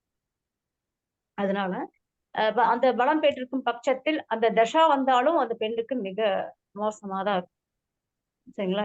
இப்படி இருக்கும் பட்சத்துல வந்து பாத்தீங்கன்னா ஆஹ் இணைக்கும் பொழுது பார்த்தா 7ஆம் அதிபதி கொஞ்சம் அந்த பெண்ணுக்கு மேட்சிங் பாக்குறப்ப பாத்தீங்கன்னா 7ஆம் அதிபதி பாத்தீங்கன்னா இந்த பொண்ணை விட கொஞ்சம் கம்மியா இருக்கிற மாதிரி. 7ஆம் இடம்னா எப்படின்னா ஒரு ராகு கொடை இணை பெற்ற மாதிரி இல்ல மறைமுகஸ்தானம் இருக்கக்கூடிய அமைப்புல வந்து பார்த்து திருமணம் பண்றது மிக சிறப்பு. இன்னொன்னு வந்து பாத்தீங்கன்னா 3ஆம் இடம் மட்டும்தான் காதல் ஸ்தானம். இந்த திருமணம் ஆன உடனே பாத்தீங்கன்னா இந்த ராகு தசை போயிட்டு மேக்சிமம் 3ஆம் இடத்துல ராகு இருந்து ராகு தசையோ ராகு புத்தியோ போகும். இந்த சனி தசை போகுது 7.5 சனி, அதாவது ஜென்ம சனி, அஷ்டம சனி, கண்ட சனி. திருமணத்துக்கு முன்னாடியே வந்து போன் நம்பர் கொடுத்தாங்க. அவங்க பேசுற பட்சத்துல வந்து பார்த்தா இவர் வந்து பேசுறாரு அதாவது கல்யாணம் ஃபிக்ஸ் பண்ண உடனே எனக்கு ஒரு காதல் இருந்துச்சு. அப்படி நாங்க 2 பேரும் லவ் பண்ணோம். ஒரு கம்பெனில போய் நாங்க வேலை பார்த்துட்டு இருந்தோம். எங்க போனாலும் தெரிய மாட்டா அப்படின்னு சொல்லி இவர் வேணும்னே பேசிடுறாரு. இந்த பொண்ணு பார்த்தோம்னா இந்த அறியாம இருக்கிற பொண்ணு நானும் ஒருத்தர்ல காதலிச்சேன் அந்த மாதிரியே பேசி அப்புறம் திருமணத்துக்கு பிறகு இதை வச்சே 2 பேரும் சண்டை போட்டுக்கிறாங்க. அந்த அமைப்புல வந்து பார்த்தா 3ஆம் இடத்துல இந்த மாதிரி துர்கிரகம் இருந்தாலும் இந்த மாதிரி பிரச்சனை ஏற்பட்டு 7ஆம் இடத்துல வந்து இந்த மாதிரி அதாவது 7ஆம் இடத்துல துர்கிரக பார்வை இருந்தாலும் இந்த 3ஆம் இடத்தையும் வந்து பரிசோதனை போகும். ஏன்னா 3ஆம் இடத்துல வந்து பாத்தீங்கன்னா மாமியார் தொல்லையும் இருக்கு, மாமனார் தொல்லையும் இருக்கு, பிளஸ் நங்கையா அப்படிங்கிற அமைப்புலயும் பிரச்சனை இருக்கு, காதல் பிரச்சனை இருக்கு, வீரிய பிரச்சனை, சாம்பத்திய பிரச்சனை. அது 12ஆம் இடம் பார்த்தாலும் கூட வீரிய பிரச்சனை இருந்துச்சுன்னா 12ஆம் இடம் கெட்டு போயிடும். அப்ப இந்த 4 பிரச்சனைகளும் 3ஆம் இடம் இருக்கும் பட்சத்துல இந்த 3ஆம் பரிசோதனை பண்ணி திருமணம் பண்ணா மிக சிறப்பு. ஏன்னா இந்த 3ஆம் இடத்துல பாக்குறப்ப நிறைய டைவர்ஸ் கேஸ் வருது. திருமண முறிவுங்கிறது அதாவது லக்னாதிபதி இல்ல ஜாதருக்கு மட்டும் இல்ல, ஜாதக சம்மதமா இருக்கக்கூடிய நபர்கள்னாலையும் பிரச்சனை வருது. அதனால சில பேர் வந்து ஜாதகம் மேட்சிங் பாக்குறப்போ 3ஆம் இடம் எல்லாத்தையும் ஆராய்ச்சி பண்ணுவாங்க. சிலர் வந்து பார்த்தா 10க்கு ஒரு ராகு கேது இருக்கா செவ்வாய் இருக்கா மட்டும் பார்த்து மேட்ச் பண்ணாங்க. ஆனா இதையெல்லாம் பார்த்து மேட்ச் பண்றத அடுத்தது வந்து பாத்தீங்கன்னா சனி தசா கே தசா வரும் பட்சத்தில் சனி பகவான் வந்து ஆட்சி உச்சம் பெறும் பொழுது கொஞ்சம் காசா இருக்கும். ஏன்னா இது வந்து பாத்தீங்கன்னா நீச்சமாயி சுபர் பார்க்கும் பட்சத்தில் அருமையான சனி தசை இல்ல சனி பகவானோட குரு பகவான் சேர்ந்திருந்தாலும் அது ரொம்ப நல்லா. ஆனா சனி பகவான் நீச்சம் இல்லாம உச்சம் பெற்றிருக்கும் பட்சத்தில் வறுமையோடு இருக்கும் பட்சத்துல ஹஸ்பண்ட் ஒய்ஃபும் நல்லா இருக்காங்க. இது கடன் இருக்கணும். கடன் இல்லை அப்படிங்கிற அமைப்புல வந்து அந்த அந்த டயத்துல நிறைய சம்பாதிக்கிறாங்க அப்படின்னா ஹஸ்பண்ட் ஒய்ஃப்ல பிரச்சனை உடனே பிரிஞ்சிருவாங்க அப்படிங்கிறத விட பாத்தீங்கன்னா ஏதோ ஒரு நோயை கொடுத்துருங்க, ஏதோ நோயை கொடுத்து பிரிவினை தரக்கூடிய அமைப்பு. அதனால சனி தசை நடக்கிறப்போ சனி பகவான் எந்த அமைப்புல இருக்காருன்னு பார்க்கணும். ஏன்னா அதாவது 7ஆம் இடத்த அதிபதி சுக்கிரம் நல்லா இருக்கும் பட்சத்தில் சனி தசை நடந்தா சனி தசை வந்து பிரிவினை தான் தரணும். ஒரு அந்த ஒரு காதல் அமைப்பே இருக்காது. இருந்தாலும் பாத்தீங்கன்னா சுபர் பார்வை இருக்குன்னா சனி தசை நல்லா இருக்கும். ஏன்னா நிறைய சனி தசை பாத்தீங்கன்னா பிரிவினை தான் நிறைய பாத்துக்கிறேன். அது சுப பிரிவினைனா ஹஸ்பண்ட் ஒய்ஃப் அதே மாதிரி வேலை சம்பந்தமாவோ ஏதாவது ஒரு வழியில அந்த குழந்தைகள் படிக்கணும் அப்படிங்கறதுக்காக ஹாஸ்பிட்டலா போயிருக்கணும், ஒரு வீடு எடுத்து அந்த அம்மா மட்டும் பாத்துக்கிற மாதிரியோ இல்ல அவரு கணவர் மட்டும் குழந்தைகள் பாத்துக்கிற அமைப்புல இருக்கு. இல்ல இன்னொரு 2 பேரும் சேர்ந்துருக்காங்கன்னா கடன் அதிகமா இருக்கும். வர்றது சாப்பாட்டுக்கு செலவுக்கு கடன் கட்டுறது அந்த மாதிரி இருக்கும் பட்சத்துல சனி திசை சிறப்பா இருக்கு. கேது திசை அதுக்கடுத்து வந்து கேது திசை வர்றப்ப பாத்தீங்கன்னா கேதுனாலே வந்து ஒரு இரட்டைப்படை, அதாவது ஒன்னு அடிச்சுட்டு இன்னொன்னு கொடுக்கும் சொல்லுவாங்க. நிறைய டேவஸ் கேஸ் கேது திசை வந்தாலே பாத்தீங்கன்னா உடம்பு கேஸ் எல்லாம் போகுது. நல்லா இருந்ததுக்கெல்லாம் பார்த்தா உடம்பு சரியில்லாம அப்ப ஹஸ்பண்ட் ஒய்ஃப் அதே மாதிரி தாம்பத்திய பிரச்சனை கொடுத்து இல்ல வேறு ஒரு பெண்ணோட தொடர்பு, வேறொரு ஆணோட தொடர்பு அடிக்கிற ஒரு மோசமான நிலையை வந்து கேதுசை கொடுத்துருங்க. அதனால எப்பயுமே இந்த கேதுசக்காரங்க பார்க்க எப்ப பார்த்தாலும் சாமி கோயிலுக்கே போயிட்டு இருப்பாங்க. ஏன்னா உடல்நல பிரச்சனை தருவாங்க அப்படிங்கிற நேரத்துல கேது பகவான் 8ஆம் இடத்துல இருந்தாலும் சரி, 9ஆம் இடத்துல இருந்தாலும் ஒரு பிரிவினை கொடுக்கும். அதே மாதிரி கேது சாரம் எடுத்த கிரகங்கள். இப்ப புதன் தசை நடக்குது. புதன் வந்து பார்த்தா கேதுவுடைய நட்சத்திரத்துல இருந்து தசாபுத்தி நடக்கும் பட்சத்தில் கேதுக்கு வந்து சுபர் பார்வை இல்லாம இருந்தாலும் நிச்சயமா அது ஒரு பிரிவினை தரக்கூடிய அமைப்பு. சனி திசையும் கேது திசையில வந்து பாத்தீங்கன்னா கொஞ்சம் கேர்ஃபுல்லா இருக்கிறது நல்லது. அடிக்கடி கோயில்களுக்கு போயிட்டு வர்றது நல்லதுங்க. மந்திர ஜபங்கள் பண்ணுவது மிக நல்லது. சனி தசையும் வந்து பார்த்தா உழைப்பாளி அப்படிங்கிறவர் தான் சனி பகவான். கேது பகவான் வந்து சாமியார் அப்படிங்கிற அமைப்பு இருக்கறனால எளிமையான வாழ்க்கை வாழ்றது ரொம்ப நல்லது. அந்த சமயத்துல ஆடம்பர வாழ்க்கை சொன்னாலோ தன்னை பற்றி பெருமையா ஏதாவது சொல்லிட்டு இருந்தாலும் கூட அது கூட பிரச்சனை தரக்கூடியது அந்த சனியும் கேது பகவான். சரிங்களா? ஆனா இதுக்கு வந்து விதிவிலக்கு இருக்குதுங்க. சுபர் பார்வை, சுபர் சேர்க்கை அப்படிங்கிற அமைப்பிலும் பாவங்கள் எங்க இருக்குது அப்படிங்கிற அமைப்பு வந்து இதுல வந்து விதிவிலக்கு இருக்குதுங்க. கேது திசை எல்லாத்தையும் பாதிக்கும் சொல்ல முடியாது, சனி திசை எல்லாத்தையும் பாதிக்கும் சொல்ல முடியாது. சரிங்களா? அதுக்கடுத்து வந்து பாத்தீங்கன்னா இன்னொன்னு வந்து செவ்வாய் சூரியன் ரொம்ப ஃபாஸ்டா போடணுங்களா? இல்ல மேடம், சரியா இருக்கு மேடம். செவ்வாய் சூரியன் வந்து பாத்தீங்கன்னா செவ்வாய் தீச்சுடர் தோஷம் சொல்லுவாங்க. செவ்வாய் பகவான் வந்து பாத்தீங்கன்னா அது ஒரு தீ கிரகம் தான், ஒரு ஹார்ட் பால்னு சொல்லுவாங்க. சூரியனும் நம்மளுக்கு தெரியும், அது ஒரு நெருப்பு கிரகம் தான். ரெண்டும் சேர்ந்து இருக்கும் பட்சத்துல வந்து பாத்தீங்கன்னா தீச்சுடர் தோஷம் அப்படின்னு சொல்லப்படுது. இது செவ்வாய் வந்து பெண்களுக்கு வந்து கணவர் அப்படிங்கிற அமைப்புல சொல்லப்படுதுங்க. ஆண்களுக்கு வந்து சுக்கிரன் தான் வந்து கலசரக்காரனா வராதுங்க. இப்ப செவ்வாய் சனி வந்து எந்த ஒரு ஸ்தானத்துல இணைந்திருந்தாலும் பிரச்சனைன்னு சொல்லப்படுது. அப்படி இல்லை, வீடு கொடுத்தவர் பலமா இருந்தாலும் சரி, அது சுப கிரகங்கள் அதாவது பௌர்ணமி சந்திரன் பார்த்தாலும் சரி, குரு பகவான் பார்த்தாலும் சரி, இந்த தோஷங்கள் வந்து ஆனா இந்த அசுப கிரகங்கள் பார்க்கும் பட்சத்தில் சுப கிரகங்கள் பார்வை இல்லாம வந்து செவ்வாய் தசையோ சூரிய தசையோ வந்துச்சுன்னா பிரச்சனை காமிக்கும். ஒண்ணு பிரிவினை, இல்லைன்னா ஒரு கண்டம், விபத்து, அதாவது உயிருக்கு பிரச்சனை வரக்கூடிய அமைப்புல காட்டும். ஆனா அந்த செவ்வாய் தசை வந்தாலோ செவ்வாய் புத்தி வரும் பட்சத்தில் அதை தவிர்த்துட்டு அதுக்கு அடுத்த திசையில வந்து திருமணம் பண்ணுவது மிக சிறப்பு. இது வந்து பையனுக்கு 27 ஆச்சு அப்படின்னா அந்த செவ்வாய் தசை முடிக்க ஒரு 3 வருஷம் இருக்கலாம். தயவு செஞ்சு அந்த செவ்வாய் தசையை வந்து கழிச்சதுக்கு அப்புறமா திருமணம் பண்றது நல்லது. அதே மாதிரிதான் சூரிய திசையிலும் அப்படிதான். அது கண்டங்கள் தரக்கூடிய அமைப்புல இப்ப சூரிய திசை நடந்திருக்கு. இப்ப லக்னத்துக்கு 8ஆம் இடத்துல வந்து பாத்தீங்கன்னா ஏதோ ஒரு கிரகம் இருக்கும் பட்சத்துல அந்த 8, 6 இந்த மறைமுக ஸ்தானங்கள்லயோ அல்லது சூரியனுக்கு அந்த சூரியன் நடத்தக்கூடிய சூரியனுக்கு 6, 8 அப்படிங்கிற அமைப்புல இருக்கக்கூடிய புத்திகள் வந்து பாத்தீங்கன்னா பிரச்சனை தரும். அப்போ அந்த பிரச்சனை தரக்கூடிய தசா நடக்கும் பட்சத்தில் அந்த தசாநாதனுக்கு 6, 8, 12 வந்து புத்தி நடத்தக்கூடிய கிரகங்கள் இருக்கும் பட்சத்துல அது தவிர்த்துட்டு, அதாவது அது கழிஞ்சதுக்கு அப்புறம் திருமணம் பண்றது மிக சிறப்பு. இது ஒரு பரிமாணம் எடுத்துக்கலாம். இல்லைன்னா பொருளாதார பிரச்சனை, கண் பிரச்சனை, நோய் இந்த மாதிரி எல்லாம் விபத்துக்களை ஏற்படக்கூடிய அமைப்புல செயல்படுங்க.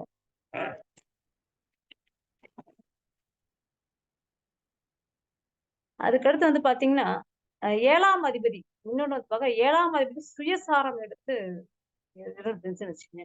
இப்ப விருச்சிக லக்னம், விருச்சிக லக்னத்துக்கு 7ஆம் அதிபதியாரு சுக்கிர பகவான்.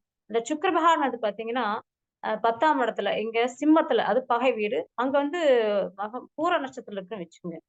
அப்போ 7ஆம் அதிபதி தன்னோட சுயசாரம் எடுத்திருக்கும் பட்சத்தில் மனைவிக்கு கண்டம்னு சொல்லப்படுது. அதனால இந்த சுக்கிர தோஷங்களை அதாவது சொல்லுவாங்களே இருதார அமைப்புல இருந்தான் இல்ல வாழை கட்டி தாலி கட்டி பரிகாரம் பண்ணுவாங்க இல்லையா, வாழைக்கு தாலி கட்டி பரிகாரம் பண்ணுவாங்க இல்லையா, அந்த மாதிரி அமைப்பெல்லாம் பண்ணிக்கிட்டு தோஷம் கழிச்சுட்டு திருமணம் பண்றது மிக சிறப்பு. சரிங்களா?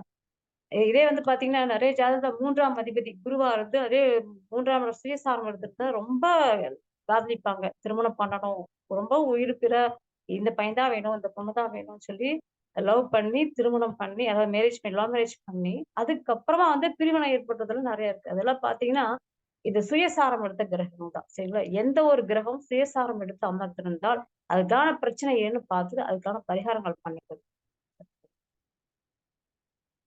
அதே மாதிரி சூரிய பகவானும் சுக்கிர பகவானும் குறைந்த டிகிரியில் இணைஞ்சிருந்தா இப்ப சுக்கிர பகவான் அதுக்கடுத்து பாத்தீங்கன்னா சுக்கிர பகவான் வந்து பத்தி சில கருத்துக்கள் வந்து சொல்லணுங்க. சுக்கிர பகவான் வந்து பார்த்தா ஆண்களுக்கு வந்து சுக்கிர பகவானை தான் சொல்லுவோம். பெண்களுக்கு செவ்வாயை சொல்லுவோம் இல்லைங்களா? அப்ப சுக்கிர பகவான் வந்து பாத்தீங்கன்னா சூரியனோட சேர்ந்து குறைந்த டிகிரியில் 1 டிகிரி வித்தியாசத்துல ஒரு 3 டிகிரிக்குள்ள இருந்தா கூட ஒண்ணும் பிரச்சனை இல்லை. இருந்தாலும் 1 டிகிரி வித்தியாசம் தான் பலன்களை உடனே நடக்கும் சொல்லுவோம். அந்த மாதிரி இருக்கும் பட்சத்துலயோ இல்ல சூரிய பகவானுக்கு சுக்கிரனும் அதிக டிகிரி வித்தியாசம். அது 40 டிகிரிக்கு மேல போனாலும் சரி, இல்ல 3 டிகிரிக்குள்ள இருந்தாலும் சரி, அந்த காலத்துல வந்து பாத்தீங்கன்னா தனிமை வாழ்க்கையை தான் நிறைய பேர் திருமணம் ஆகும். 7ஆம் இடத்த சுபக்கிரன் பார்த்தாலே 7ஆம் அதிபதி பார்த்தாலே திருமணத்தை எப்படியும் பண்ணி வச்சிருங்க. அதுக்கப்புறம் சூரிய பகவானும் சுக்கிரன். ஏன்னா சுக்கிரன் வந்து பாத்தீங்கன்னா அந்த காதல் மற்றும் அந்த காம உணர்வுக்கு சொந்தக்காரர் சுக்கிர பகவான். அத வந்து நெருப்புக்கிற சூரியன் பகவான் ரொம்ப க்ளோஸா, அதாவது 3 டிகிரி இருந்தாலும் சரி, ரொம்ப விலகி இருந்தாலும் கூட அவங்க பாத்தீங்கன்னா ஒரு துணை இல்லாம மறுபடியும் ஏதோ ஒரு வழியில வந்து பிரிவினை கொடுத்து தனிமை வாழ்க்கை வாழக்கூடிய அமைப்புல இருக்கும். சரி, இப்படிப்பட்டவங்களுக்கு எந்த பரிகாரம் பண்ணலாம் அப்படின்னா, அதே டிகிரி வித்தியாசம் இருக்கிற பொண்ணையோ பையனையோ திருமணம் பண்ணணும். பாருங்க, 42 டிகிரில வந்து சூரிய பகவானும் சுக்கிர பகவான் வந்து பிரிஞ்சிருக்காரு. அதாவது டிஸ்டன்ஸ் இருக்கு. அதாவது பாகை வித்தியாசம் இருக்குங்க. அப்போ இதே டிகிரி வித்தியாசம் இருக்கிற பொண்ணை திருமணம் பண்ணும் பட்சத்தில் இதே ஒரு மென்டாலிட்டி அந்த பொண்ணுக்கு. சரிங்களா? அப்ப இரண்டு பேரும் பாத்தீங்கன்னா ஒற்றுமையா வாழக்கூடிய அமைப்பு. இந்த சுக்கிரன் பகவான் பாத்தீங்கன்னா ஒரு 40 டிகிரிக்கு வித்தியாசம் இருக்கும் பட்சத்துல ஒரு 12 டிகிரி ஒரு 15 டிகிரி வித்தியாசம் இருக்கிற பொண்ணை திருமணம் பண்ணும் பட்சத்துல அந்த பெண்ணுடைய உணர்வுகள் வேறமா இருக்கும், இவரோட உணர்வுகள் வேறுபடாது. 2 பேருக்கு எப்ப பார்த்தாலும் சண்டை கட்டிட்டே இருப்பாங்க. அதனால இந்த டிகிரி வித்தியாசத்துல பார்த்து திருமணம் பண்றது மிக சிறப்பு. ஏன்னா இதே மாதிரி நிறைய ஜாதகங்கள் வந்து பாத்தீங்கன்னா நான் 30, 35க்கு மேல இருந்தாலே பாத்தீங்கன்னா அங்க ஒரு சாம்பியார் மாதிரி வாழ்வாங்க. வயசுக்கு தகுந்த மெச்சூரிட்டி வந்துடும். ஒரு 45 வயசுங்கிறப்ப பாத்தீங்கன்னா அவரு மெச்சூரிட்டி, ஏதாவது காதல் வாழ்க்கை காம வாழ்க்கைங்கிறது அதே விலகி அவங்க வந்து ஆன்மீகம் தியானம் அப்படிங்கிற அமைப்புல போயிடுவாங்க. வயசுக்கு தகுந்த மெச்சூரிட்டி. ஆனா அந்த அமைப்பு இல்ல அப்படிங்கிறப்ப பாத்தீங்கன்னா அது ஒரு 20 டிகிரி அப்படிங்கிறப்ப பாத்தீங்கன்னா அது வேறமான உணர்வுகள். அது வந்து பார்த்தா 50 வயசுலயும் இனி 25 வயசு பையன் மாதிரி பாத்தீங்கன்னா அப்பியரன்ஸ் எல்லாம் மாத்தி சின்ன பையன் மாதிரி மெயின்டைன். அதனால இந்த உணர்வுகள் வந்து பாத்தீங்கன்னா இந்த டிகிரி வித்தியாசம் பார்த்து திருமணம் பண்றது இல்லைன்னா அதுவும் பிரிவினை கொடுக்கும். இப்போ இதெல்லாம் வந்து நம்ம திருமண பொறுத்திலேயே பார்த்து வந்து நம்ம பண்ணணும். சரிங்களா? இல்லைன்னா நம்ம வந்து மனிதர்கள் தானே, உணவுகளுக்கு மதிப்பு கொடுத்து நம்ம என்ன செய்யணும், குடும்பத்தை நடத்தி வரணும். ஏன்னா நமக்கு மனைவி குழந்தைகள் விளையாடிச்சு இனி என்ன அப்படிங்கிற மாதிரி மெச்சூரிட்டியே நடந்துக்கிறது இன்னைக்கு சார். இந்த காலகட்டத்துல வந்து நிறைய சம்பளம் வாங்குறாங்க. அப்போ நம்ம ஏன் இந்த மாதிரி சாமியார் வாழ்க்கை வாழணும்னு சொல்லிட்டு சிலர் வந்து பாத்தீங்கன்னா ஈஸியா வந்து டைவர்ஸ் பண்ணிட்டு போறாங்க. சரிங்களா? அது வந்து நம்மளே கொண்டு வரணும். நம்ம வாழ்க்கை ஒரு கௌரவமான வாழ்க்கை கொண்டு வரணும் அப்படிங்கிறது. தியாக வாழ்க்கை கிடையாது, ஒரு கௌரவமான ஒரு நல்ல வாழ்க்கையை கொண்டு வரணும். ஒரு ஆரோக்கியமான திருமண வாழ்க்கையா இருக்கணும். அடுத்தது பாத்தீங்கன்னா சுக்கிர பகவான் பாத்தீங்கன்னா தன்னுடைய ஸ்தானத்துக்கு 7ஆம் இடத்துல இருக்கிறப்போ கலஸ்திர ஸ்தானத்துக்கு காரகோ பாவ நாஸ்தின்னு சொல்லப்படும். அப்ப இவங்களுக்கு வந்து பாத்தீங்கன்னா அதாவது திருமணம் வந்து லேட் ஆகும். அப்படி திருமணம் ஆனாலும் அந்த சுக்கிரதசை வரும் பட்சத்தில் அது பாத்தீங்கன்னா அந்த தன்னுடைய மனைவி அல்லது கணவர் கூட வந்து தேவையில்லாத வாக்குவாதங்கள் நடக்கும். ஏன்னா அது அந்த கெடுக்கிறதுக்கு தான் எனக்கு திருமண வாழ்க்கையை கெடுக்கிறதுக்கு தான் சுக்கிர பகவான் இருக்கும். அதனாலதான் நிறைய பேருக்கு 7ஆம் சுக்கிரன் இருந்தாலே பாத்தீங்கன்னா திருமணம் பண்ண மாட்டாங்க. ஏதாவது கெடுத்து விட்டுரும். அது இல்லைன்னா 2 கலஸ்திரம் பண்ணி விட்டுரும். அது 2 கலஸ்திரம் தான் 2 மனைவர் 2 கணவர் அப்படிங்கிற அமைப்புல கொண்டு வந்துரும் அப்படின்னு சொல்லிட்டு என்ன செய்வாங்கன்னா இந்த சுக்கிரன், அதனால சுக்கிரன் 7 இருந்தா அதே சுக்கிரனோட 7 இருக்கிற பெண்ணையே திருமணம் பண்ணலாம். அதே மாதிரி 8ஆவதுனா முழு மறைவுதான். அதே 8ஆவது முழு மறைவோட இருக்கக்கூடிய பெண்ணவே இணைக்கும் பட்சத்தில் தோஷங்கள் வரும். சரிங்களா? இல்லைன்னா அந்த பொண்ணு விலகினாலும் கூட அந்த பொண்ணோட சேர்ந்து வாழணும். அவர் விலகினாலும் கூட அவரோட சேர்ந்து வாழணுங்கிற மனப்பான்மையோட இதெல்லாமே கவுன்சிலிங் தாங்க. இந்த காலத்துலேதான் கவுன்சிலிங் பண்ணி வாழும் பட்சத்தில் வாழ்க்கை மிக சிறப்பாக இருக்குது. ஏன்னா சுக்கிரன் வந்து பெரிய தோஷமா எடுக்கிறது இல்லை.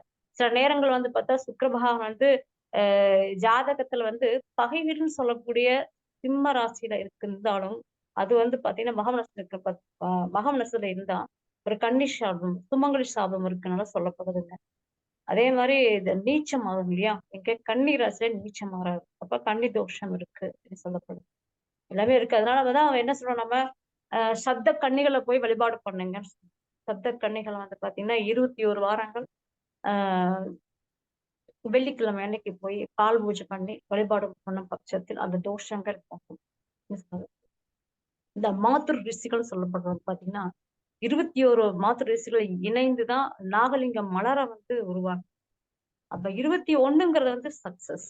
அது 16ங்கிறது 16 செல்வங்கள். இந்த அமைப்புல தான் பாத்தீங்கன்னா 16 வாரங்கள்.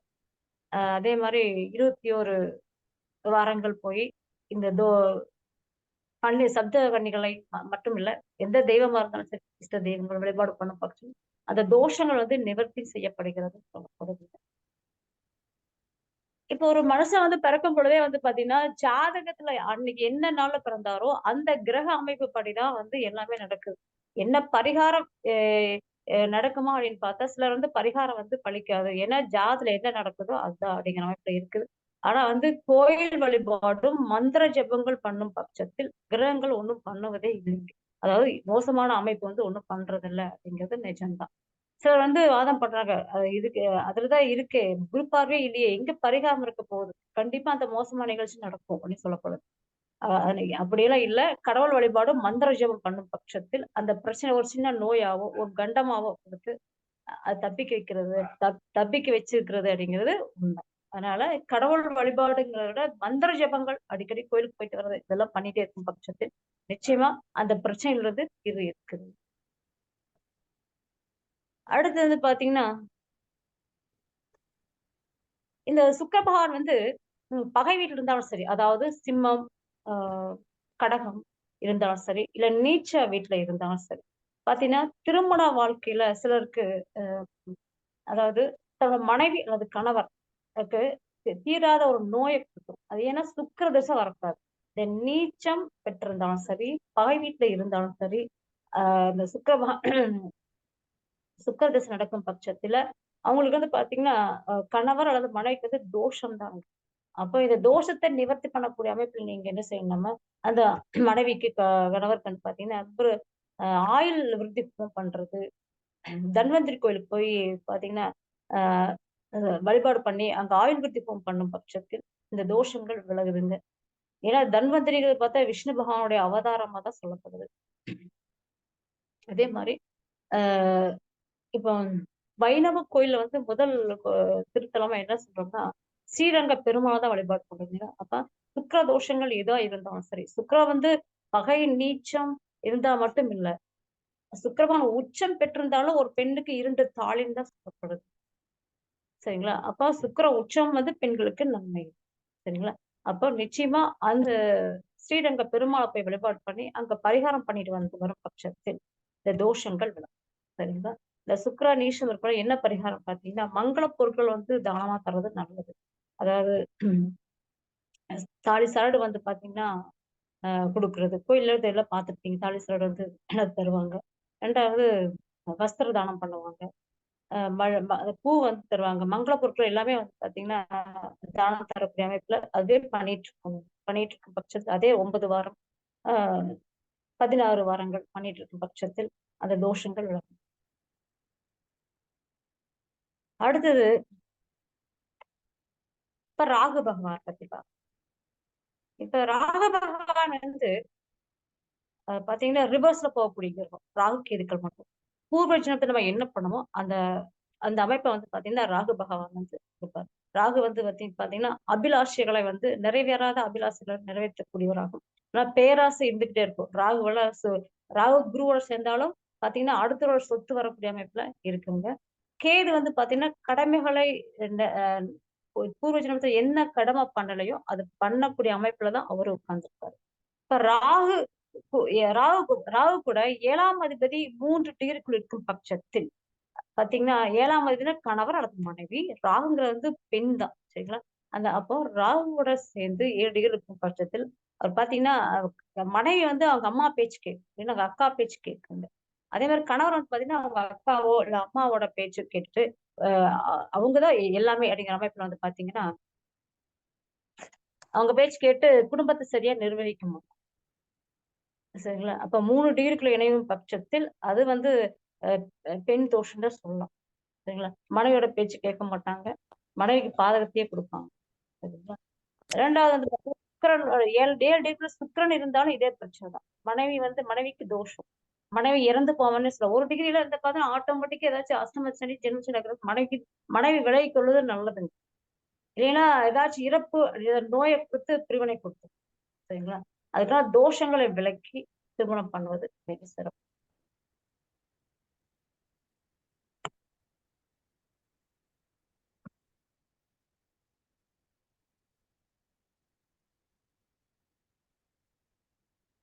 அடுத்து வந்து பார்த்தா 9ஆம் இடத்தை பார்க்கலாம். ரொம்ப 7ஆம் இடம் பார்த்தோம்ங்க. 3ஆம் இடம் 7ஆம் அதிபதி ராகு பவனையும் வந்து பார்த்துருக்கோம். சூரிய பவனையும் பார்த்துட்டோம். அடுத்து வந்து பார்த்தீங்கன்னா 9ஆம் அதிபதி.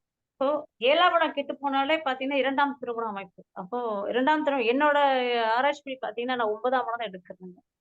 அதுக்கடுத்து 11ங்கிறத பார்த்தீங்கன்னா 2க்கு மேற்பட்ட திருமணங்கள் அப்படிங்கிற அமைப்புல நான் 11ஆம். அப்போ இந்த 9ஆம் இடம் பலம் பெற்றிருந்துச்சுன்னு வச்சுக்கோங்க. பெண்களுக்கு வந்து 9ஆம் இடம் பலம் பெற்றிருந்தா தன்னுடைய தந்தையோட செல்வாக்கு அதிகம். அதனால கணவர் வீட்டுல வந்து மதிக்க மாட்டாங்க. இவர் என்ன பெரிய சம்பளம் வாங்குறாரு, ஒரு 40,000 50,000 இதெல்லாம் நம்மளுக்கு பத்தமா. நம்ம அப்பா வந்து ஒரு 2 லட்சம் வாங்குறாரு. நம்ம வீடோட வசதி என்ன, அவங்க வீடோட வசதி என்னன்னு சொல்லி ஒரு கம்பேர் பண்ணி கணவரை வந்து ரொம்ப இழிவாக பேசக்கூடிய அமைப்புலதான் இருப்பாருங்க.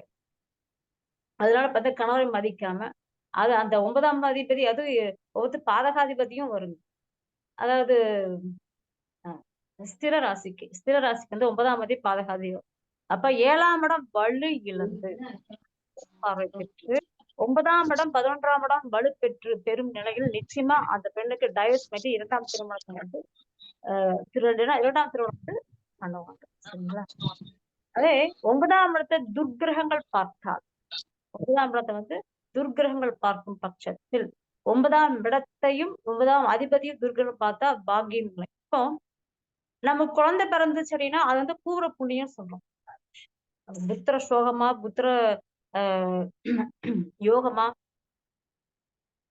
புத்திர தோஷமா இதெல்லாம் நம்ம ஆராய்ச்சி பண்ணணும் இல்லையா? அப்ப நம்ம என்ன பூர்வ புண்ணியம் பண்றோமோ அதுதான் நம்மளுக்கு குழந்தைய பிறக்கும். எப்படிதானே? அந்த மாதிரி நம்மளுக்கு என்ன புண்ணியம் 9ஆம் இடம் பலத்தை வச்சுதான் வந்து பாத்தீங்கன்னா நமக்கு வரக்கூடிய கணவர் மனைவி சொல்லலாம். இப்ப எவ்வளவு பெரிய சண்டை வீட்டுக்குள்ளேயே நடந்துட்டு இருக்கும். 9ஆம் அதிபதி 9ஆம் இடத்தை வந்து பாத்தீங்கன்னா சுப கிரகங்கள் பார்த்தா எத்தனை பிரச்சனை நடந்தாலும் கணவர் மனைவி பிரியவே மாட்டாங்க. 7ஆம் இடம் கெட்டு இருந்தாலும் கூட சரி. 9ஆம் இடம் பலம் பெற்றிருக்கும் பட்சத்தில் கணவர் மனைவி பிரியவே மாட்டாங்க. 9ஆம் இடத்தை துர்கிரகங்கள் பார்த்தாங்கன்னா நிச்சயமா பிரியணும் இருக்கு. அதே 9ஆம் இடத்தை துர்கிரகங்கள் பார்த்து 9ஆம் இடத்தாதிபதியை வந்து பாத்தீங்கன்னா சுப கிரகங்கள் பார்த்தா என்ன பிரச்சனையா இருந்தாலும் ரெண்டும் சேர்ந்தா வரும். சரி, இன்னொன்னு வந்து பாத்தீங்கன்னா அதே 9ஆம் இடத்தை சுப கிரகங்களும் அசுபரும் ரெண்டும் பார்த்தா என்ன அப்படின்னு பார்த்தா அவங்க வந்து பாத்தீங்கன்னா சண்டையும் போட்டுக்குவாங்க. ஆனா அதாவது டைவர்ஸ்ங்கிற இது அமைப்பு இருக்காது. ஆனா பிரிஞ்சு வாழக்கூடிய நம்ம வந்து 2 வருஷம் சேர்ந்துருவோம் 3 வருஷம் சேர்ந்துக்குவோம் அப்படிங்கிற அமைப்புல வந்து பிரிவினையில இருப்பாங்க. அங்க அவரு சாமியார் மாதிரி வாழ்ந்துட்டு இருப்பாரு. இங்க இந்த பொண்ணு தனிமையில வாழ்ந்துட்டு அந்த மாதிரி அமைப்பு வந்து பாத்தீங்கன்னா இந்த 9ஆம் இடத்துல வந்து துர்கிரகங்கள் பார்க்கும் பட்சத்தில் இந்த மாதிரி பிரச்சனை இருக்கு. அதனால 9ஆம் இடம் பலம் பெற்றிருந்தாலே நான் வந்து ஒரு ஜாதகத்தை பார்த்தேன்னா 9ஆம் இடத்துல அசுப கிரகங்கள் பார்க்குதா 9ஆம் இடத்து அதிபதி அசுப கிரகங்கள் பார்த்தோன்னா இவர் வந்து பாத்தீங்கன்னா குடும்பத்தை வந்து நிர்வகிக்க திறமை இல்லாதவர்தான் தான் நான் சொல்லுவேன். சரிங்களா? 7ஆம் அதே மாதிரி லக்னத்து பலம் பாக்குறது மாதிரியே இந்த 9ஆம் இடத்தையும் பாக்கியத்தையும் பார்க்கணும். திருமணம் அப்படிங்கிறது வந்து பாக்கியம் பலமா இருக்கும் பட்சத்தில் மட்டுமே திருமண வாழ்க்கை சுபிட்சமா இருக்கு. அதே 9ஆம் கெட்டிருந்தாலும் 9ஆம் அதிபதியும் கெட்டிருந்தாலும் நிச்சயமா 100% சொல்லிடலாம் திருமண வாழ்க்கை இவருக்கு நல்லா இருக்காதுன்னு சொல்லலாம். ஆனா 9ஆம் அதிபதியை வந்து சுபகிரகம் பார்த்துட்டா எப்படியோ சமாளிச்சு வாழக்கூடியவர் அப்படின்னு நம்ம சொல்லிட்டு. அதனால 9ஆம் பாக்கியம் மிக மிக முக்கியம் திருமண வாழ்க்கைக்கு. இது எல்லாமே வந்து பாத்தீங்கன்னா இது பாரம்பரிய அடிப்படையில சொல்றேன். 9ஆம் இடத்தையும் நம்ம கண்டிப்பா 7ஆம் இடத்தை பாக்குற மாதிரியே 9ஆம் இடத்தையும் பார்க்கணும். 7ஆம் இடம் கேட்டிருக்கு சுபரும் பாக்குறாரு அசுபரும் பாக்குறாரு அப்படிங்கிற திருமணம் ஆகும் பிரச்சனை இருந்தாலும் சேர்ந்து வாழக்கூடிய அமைப்பை 9ஆம் இடத்தை நம்ம பார்த்து நம்ம கரெக்டா தெரிஞ்சுக்கலாம். இது ஒரு முக்கியமான பாயிண்ட். 9ஆம் இடம் பாக்கியத்தை தரக்கூடிய அமைப்பு இருக்கனால அதுவும் சரியா நம்ம பார்க்கணும். இதே 9ஆம் இடத்தையும் பிளஸ் 7ஆம் இடத்தையும் ரெண்டும் கெட்டு 11ஆம் இடம் வந்து வலுப்பெற்றிருக்கும் பட்சம் வந்து பாத்தீங்கன்னா அவருக்கு எத்தனை திருமணம் நடந்தாலும் திருமண வாழ்க்கை செழிக்காது. அதாவது திருமணம் நடந்த ஒரு அவமானப்பட்ட வாழ்க்கையை தான் வாழக்கூடியவராக இருக்கும். அதனால 11ஆம் இடம் பலம் பெற்று 7ஆம் இடம் கெட்டு 11ஆம் இடம் பலம் பெற்று இருந்துச்சுனாலும் 9ஆம் இடமும் பலம் இல்லாம இருந்துச்சுனாலும் கூட 2, 3 திருமணம் நடந்தாலும் அவங்க செழிப்பா வாழ மாட்டாங்க. 9, 11 பலம் பெற்றிருக்கும் பட்சத்தில் 2 திருமணம் பண்ணாலும் எல்லாத்தோடய சேர்ந்து வாழக்கூடிய அமைப்பு இருக்கு. சரிங்களா? இன்னொரு பாயிண்ட் வந்து பாத்தீங்கன்னா ஆண்களுக்கு வந்து 9ஆம் இடம் பலம் பெற்றிருக்கும் பட்சத்துல வந்து பாத்தீங்கன்னா பெண்களை வந்து மதிக்க மாட்டாங்க. அவர் வந்து பாத்தீங்கன்னா இந்த பொண்ணுக்கு ஒண்ணும் இல்ல, ப்ராப்பர்ட்டி ஒண்ணும் இல்ல அப்படிங்கிற மாதிரி தன் மனைவி என்னதான் வேலைக்காரி மாதிரி வேலை செஞ்சாலும், ரொம்ப அன்பா இருந்தாலும், பவ்யமா இருந்தாலும், மதிச்சாலும் வந்து பாத்தீங்கன்னா அவங்க வந்து ஒரு மனைவியை மதிக்க மாட்டாங்க. மனைவி தனக்கு தகுதியானவங்க இல்லைன்னு சொல்லி நினைப்பாங்க. சரிங்களா? அதனால 9ஆம் இடத்தை பார்க்கணும். அதுக்கு தகுந்த மாதிரி ஆண்களும் சரி, பெண்களும் சரி இந்த அமைப்பு பார்த்து தன்னோட துணையோட சேர்ந்து வாழ்றது மிக சிறப்பு. இதெல்லாம் கவுன்சிலிங் தான். தன்னுடைய வாழ்க்கையை திறம்பட கௌரவமா நடத்துறதுக்கு நம்ம கிட்டதான் இருக்கு. கிரகங்கள் என்னதான் இருந்தாலும் நம்ம மனுஷங்க கொஞ்சம் நம்மள நாமே கவுன்சிலிங் பண்ணி குடும்பத்தை நடத்தி வருவது மிக சிறப்பு. பெண்களுக்கு வந்து பாத்தீங்கன்னா செவ்வாய் நீச்சம் ஆச்சுன்னு வச்சுங்க. அதுல பிரச்சனை இருக்கிறதுனால பாத்தீங்கன்னா அந்த காலத்துல வந்து தாலியில வந்து பவளம் கோர்த்துதான் போடுவாங்க. அப்ப இப்பயும் வந்து பவளம் கோர்த்து போடலாங்க. எந்த தோஷமும் இல்லை. ஏன்னா நம்ம உடம்புல ரத்தம் கூட வந்து பார்த்தா சிகப்பு தான். அதனால வந்து அது பாதகாதிபதியா வராரு, இல்ல ஒரு 6ஆம் இடத்து அதிபதியா வராரு அப்படின்னா போடாம இருக்கிறது நல்லதில்லை. பவளம் நிச்சயமா எல்லாருமே தாலியில வந்து சரடுல வந்து போட்டுக்கிறது ரொம்ப நல்லதுங்க. அதே மாதிரி லக்னாதிபதி வந்து பார்த்தா வலுவா இருக்குன்னா அது குடும்பத்தை மட்டும் இல்லை, எந்த ஒரு தசாபுத்திகள் வந்தாலும் அது வந்து அப்ரோச் வந்து பண்ணி அதை ஜெயிக்கக்கூடிய அமைப்பு தான் வந்து பார்த்தீங்கன்னா லக்ன பலம். அதாவது குடும்ப வாழ்க்கை மட்டும் இல்ல, ஒரு விபத்தா இருக்கட்டும், ஒரு கர்வம் பேசி சண்டை கட்டி அதுல அடிதடி ஓட்டு உடம்புல காயம் பண்ணிட்டு வரக்கூடிய அமைப்புல பாத்தீங்கன்னா இந்த லக்ன வலு இல்லைன்னு முட்டாள்தனமான அமைப்பு அப்படின்னு கூட எடுத்துக்கலாம். அப்ப அந்த லக்னத்தை வலுப்படுத்துறதுக்கு வந்து பாத்தீங்கன்னா அவங்க லக்னாதிபதி அந்த லக்னத்து அதிபதிக்குள்ளயும் அந்த கற்கள் போடுவது, நவரத்ன கற்கள் போடுவது மிக ராசி கற்கள் சொல்லுவாங்க. அது போடுவது மிக சிறப்பு. மேச ராசினா பவளம். அதே மாதிரி பாத்தீங்கன்னா ரிஷபராசி ஏன்னா சுக்கிரன் ரிஷபராசிக்கும் துலா ராசிக்கு வந்து பாத்தீங்கன்னா வைரம் போடலாம். மற்றும் மிதன ராசியும் கன்னி ராசிக்கு வந்து பாத்தீங்கன்னா மரகத பச்சை, அதாவது மரகதம் போடலாம். அதே மாதிரி கடக ராசிக்கு முத்து, சிம்ம ராசிக்கு வந்து பார்த்தா புஷ்பரா போடலாம்.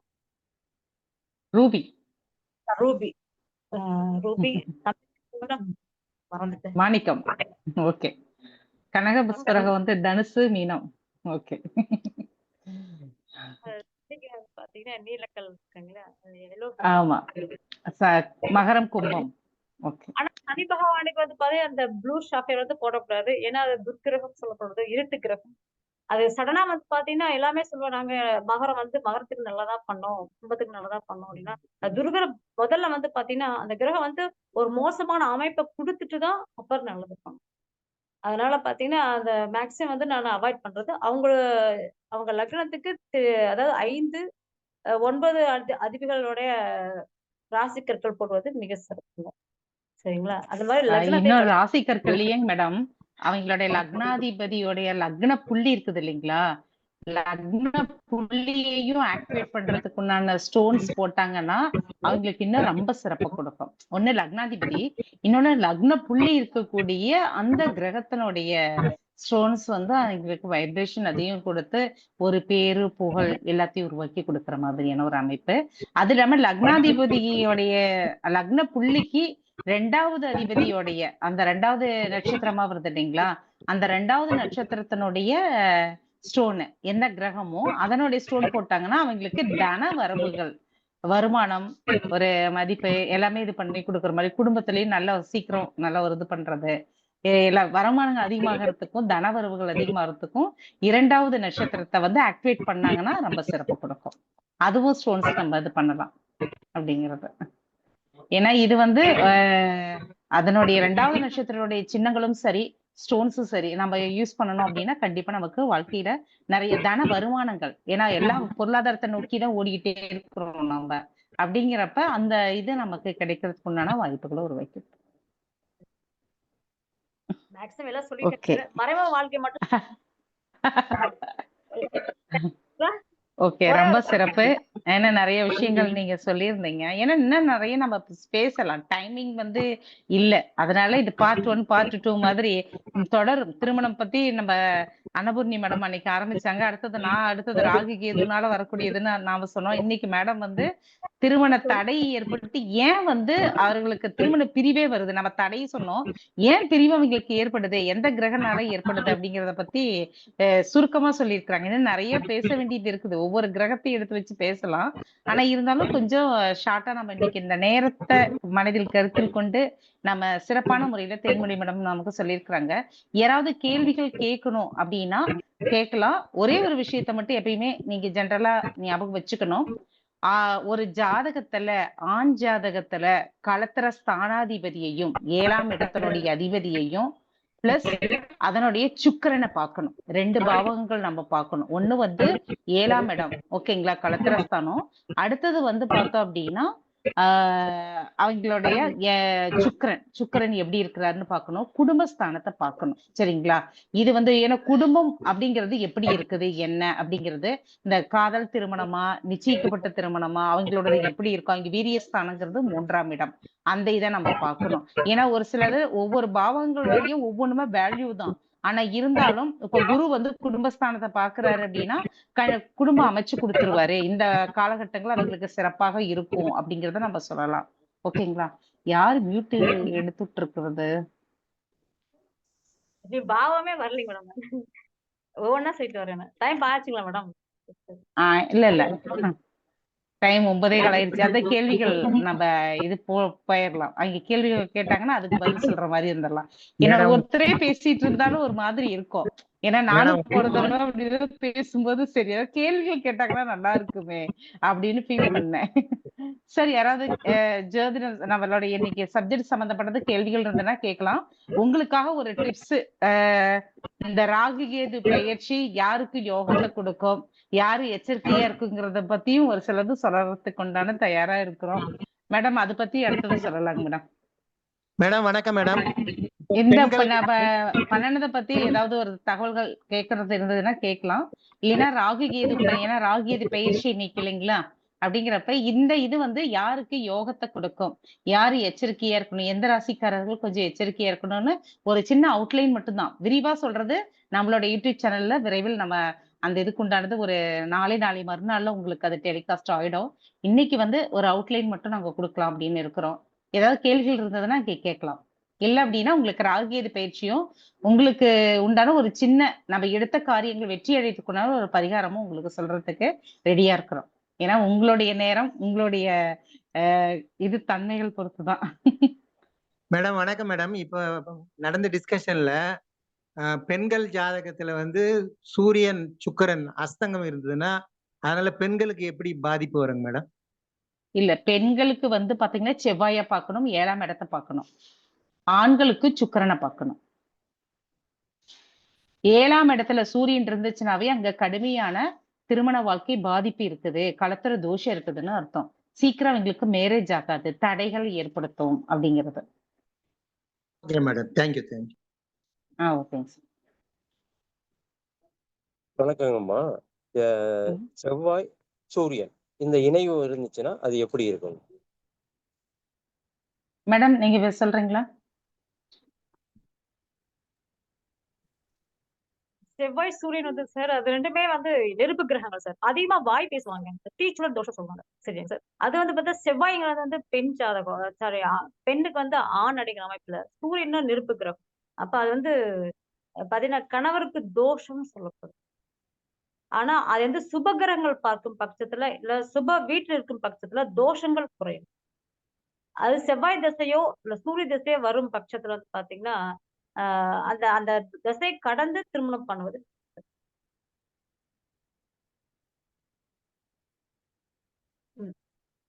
மியூட் எடுத்துட்டு பேசுங்க சார். மியூட்ல இருக்குது உங்களோட. அதே வந்து இப்ப ஜாதகத்துல இருக்கு அப்படிங்கும்போது இந்த இணைவு இருக்கிறவங்கள சேர்க்கணுமா இல்ல வேற மாதிரி எப்படி சேர்க்கலாம் அப்படிங்கிற மாதிரி அவங்களுக்கு பிரிவினை இல்லாமல் இருக்கிறதுக்கு எந்த மாதிரி இணைப்பு இருந்துச்சுன்னா நல்லா இருக்கும் அப்படிங்கிறது. எப்படிங்க சார் அந்த சூரியனையும் செவ்வாய் இணைந்த இடத்த வந்து பாத்தீங்கன்னா சுபகரங்கள் பார்த்தா தோஷம் இல்லைங்க சார். அது தோஷமா எடுத்துக்கிறது அப்படி இருக்குங்களா சார்? தோஷமா இருக்குங்களா சார் இன்னொரு விஷயம் என்னன்னு கேட்டீங்கன்னா, சொல்லுங்க. இப்ப சூரியன் அந்த செவ்வாய் இணைவு இருந்ததுன்னா இளம் விதவா யோகம் அப்படின்னு சொல்லுவாங்க. யோகங்கள்ல அது மாதிரி. அதான் மேடம் வந்து கணவருக்கு தோஷம் அப்படிங்கறத சுருக்கமா நமக்கு சொல்லியிருக்கிறாங்க.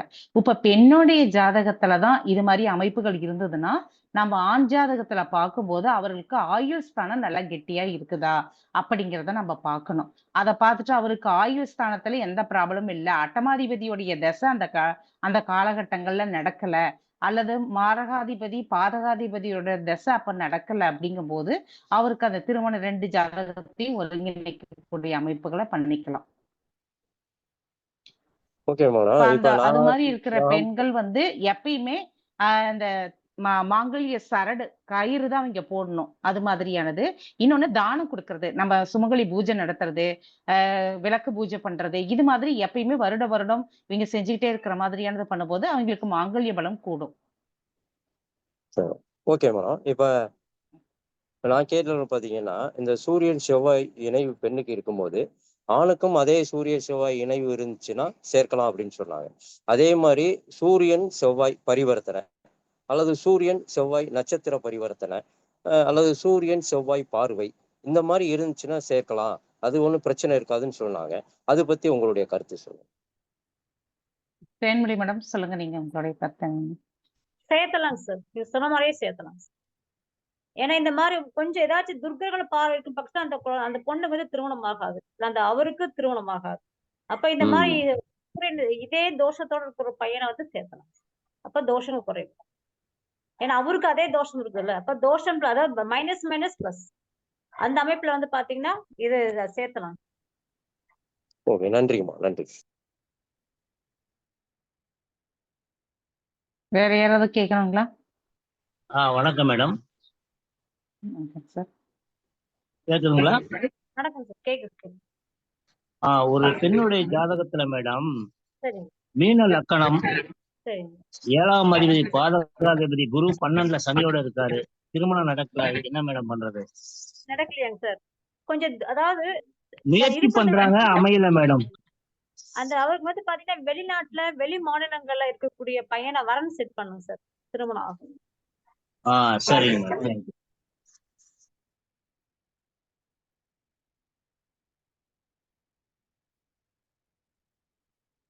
ஓகே, டவுட் கிளியர் ஆயிடுச்சுன்னு நினைக்கிறேன். மேடம் இப்ப ராகு கேது பயிற்சி இன்னைக்கு நடந்திருக்கு. இப்ப வந்து இப்ப ராகு வந்து பார்த்தோம் அப்படின்னா மீன ராசியிலிருந்து கும்பராசிக்கு வராரு. அதே மாதிரி கேது பகவான் வந்து கன்னி ராசியிலிருந்து நமக்கு சிம்மத்துக்கு போறாரு. அப்படிங்கிற போது எந்த ராசிக்கு வந்து நல்லா இருக்கும், யோகத்தை கொடுக்கும், யார் யார் வந்து பரிகாரங்கள் பண்ணலாம் அப்படிங்கறது அன்னபூர்ணி மேடம் நீங்களும் சொல்லலாம், நீங்களும் சொல்லலாம். ஆனா யார் நம்மளோடதுல இருக்கிறாங்க? மலர்விழி மேடம் ஏதாவது இருந்துச்சுன்னா உங்களுடைய கருத்துக்களையும் நீங்க சொல்லலாம். கண்டிப்பாங்க மேடம். மேசராசி சொல்லுங்க. மேசராசிக்கு இல்ல வேற யாராச்சும் சொன்னா சொல்லுங்க. ஓகே,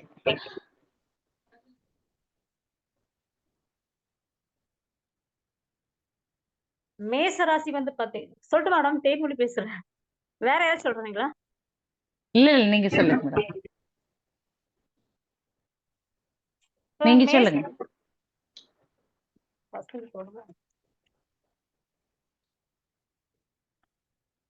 மேச ராசி வந்து பாத்தீங்கன்னா மேச ராசிக்கு 11ஆம் இடத்துல வந்து பாத்தீங்கன்னா ராகு பகவான் பயிற்சியா தான் இருந்து புரட்டாதி நட்சத்திரம். அப்போ 11ஆம் இடம் அப்படிங்கிறது பாத்தீங்கன்னா மேச ராசிக்கு லாபஸ்தானம். அப்போ தொழில் மூலமா வந்து லாபத்தை தரக்கூடிய அமைப்புல தான் இந்த வருஷம் இருக்கு. அதே மேச ராசிக்கு 6ஆம் இடத்துல இருக்கக்கூடிய கேது பகவான் 5ஆம் இடத்துக்கு வர்றாருங்க. அப்போ 5ஆம் இடம் வந்து பூர்வ புண்ணியம். அப்ப பூர்வ புண்ணிய அமைப்புல வந்து பார்த்தா குலதெய்வ வழிபாடு, அதே மாதிரி ஆன்மீக எண்ணங்கள் அதிகமா இருக்கக்கூடிய அமைப்புல கேது பகவான் செயல்படுவார். அந்த 11ஆம் இடத்துல இருக்கக்கூடிய ராகு பகவானை வந்து பாத்தீங்கன்னா குரு பகவானும் பாக்குறாருங்க. அதனால பாத்தீங்கன்னா ஒன்றுக்கு மேற்பட்ட தொழில்கள் செய்யக்கூடிய அமைப்பு இருக்கு. ஏற்கனவே இந்த மேச ராசிக்கு வந்து 7.5 சனி பயந்துட்டு இருப்பாங்க. 40 வயசுக்கு மேற்பட்டவர்கள் வந்து பாத்தீங்கன்னா இந்த 7.5 சனி வந்து பாத்தீங்கன்னா பொங்கு சனியா தான் இருக்கும். அதே சமயத்துல இந்த ராகு பகவானும் 11ஆம் இடத்துல குரு பார்வையோட இருக்கும் பட்சத்தில் அதிகப்படியான லாபங்கள் தரக்கூடிய அமைப்புல செயல்படுவாருங்க. இதனால லாபங்கள் வந்தாலே அதிகமா செலவு பண்ணுவாங்க. ஏற்கனவே விரைச்சனி அப்படிங்கிற அமைப்புல வந்து பாத்தீங்கன்னா இந்த வருஷத்துல வந்து பாத்தீங்கன்னா அதிகமா சொத்து வாங்குறது, அதே மாதிரி வண்டி வாகனங்கள் வாங்கக்கூடிய அமைப்பிலையும் அபிலாசைகளை வந்து நிறைவேற்றக்கூடிய வகைகள் வந்து ராகு பகவான் மிக சிறப்பா செயல்படுத்துவாங்க சொல்லலாம். ஆஹ் அதே ஒன்றுக்கு மேற்பட்ட தொழில்கள் செய்யக்கூடிய அமைப்புல வந்து பாத்தீங்கன்னா அந்த மேசராசிக்காரர்களுக்கு மிக சிறப்பாக இருக்குங்க.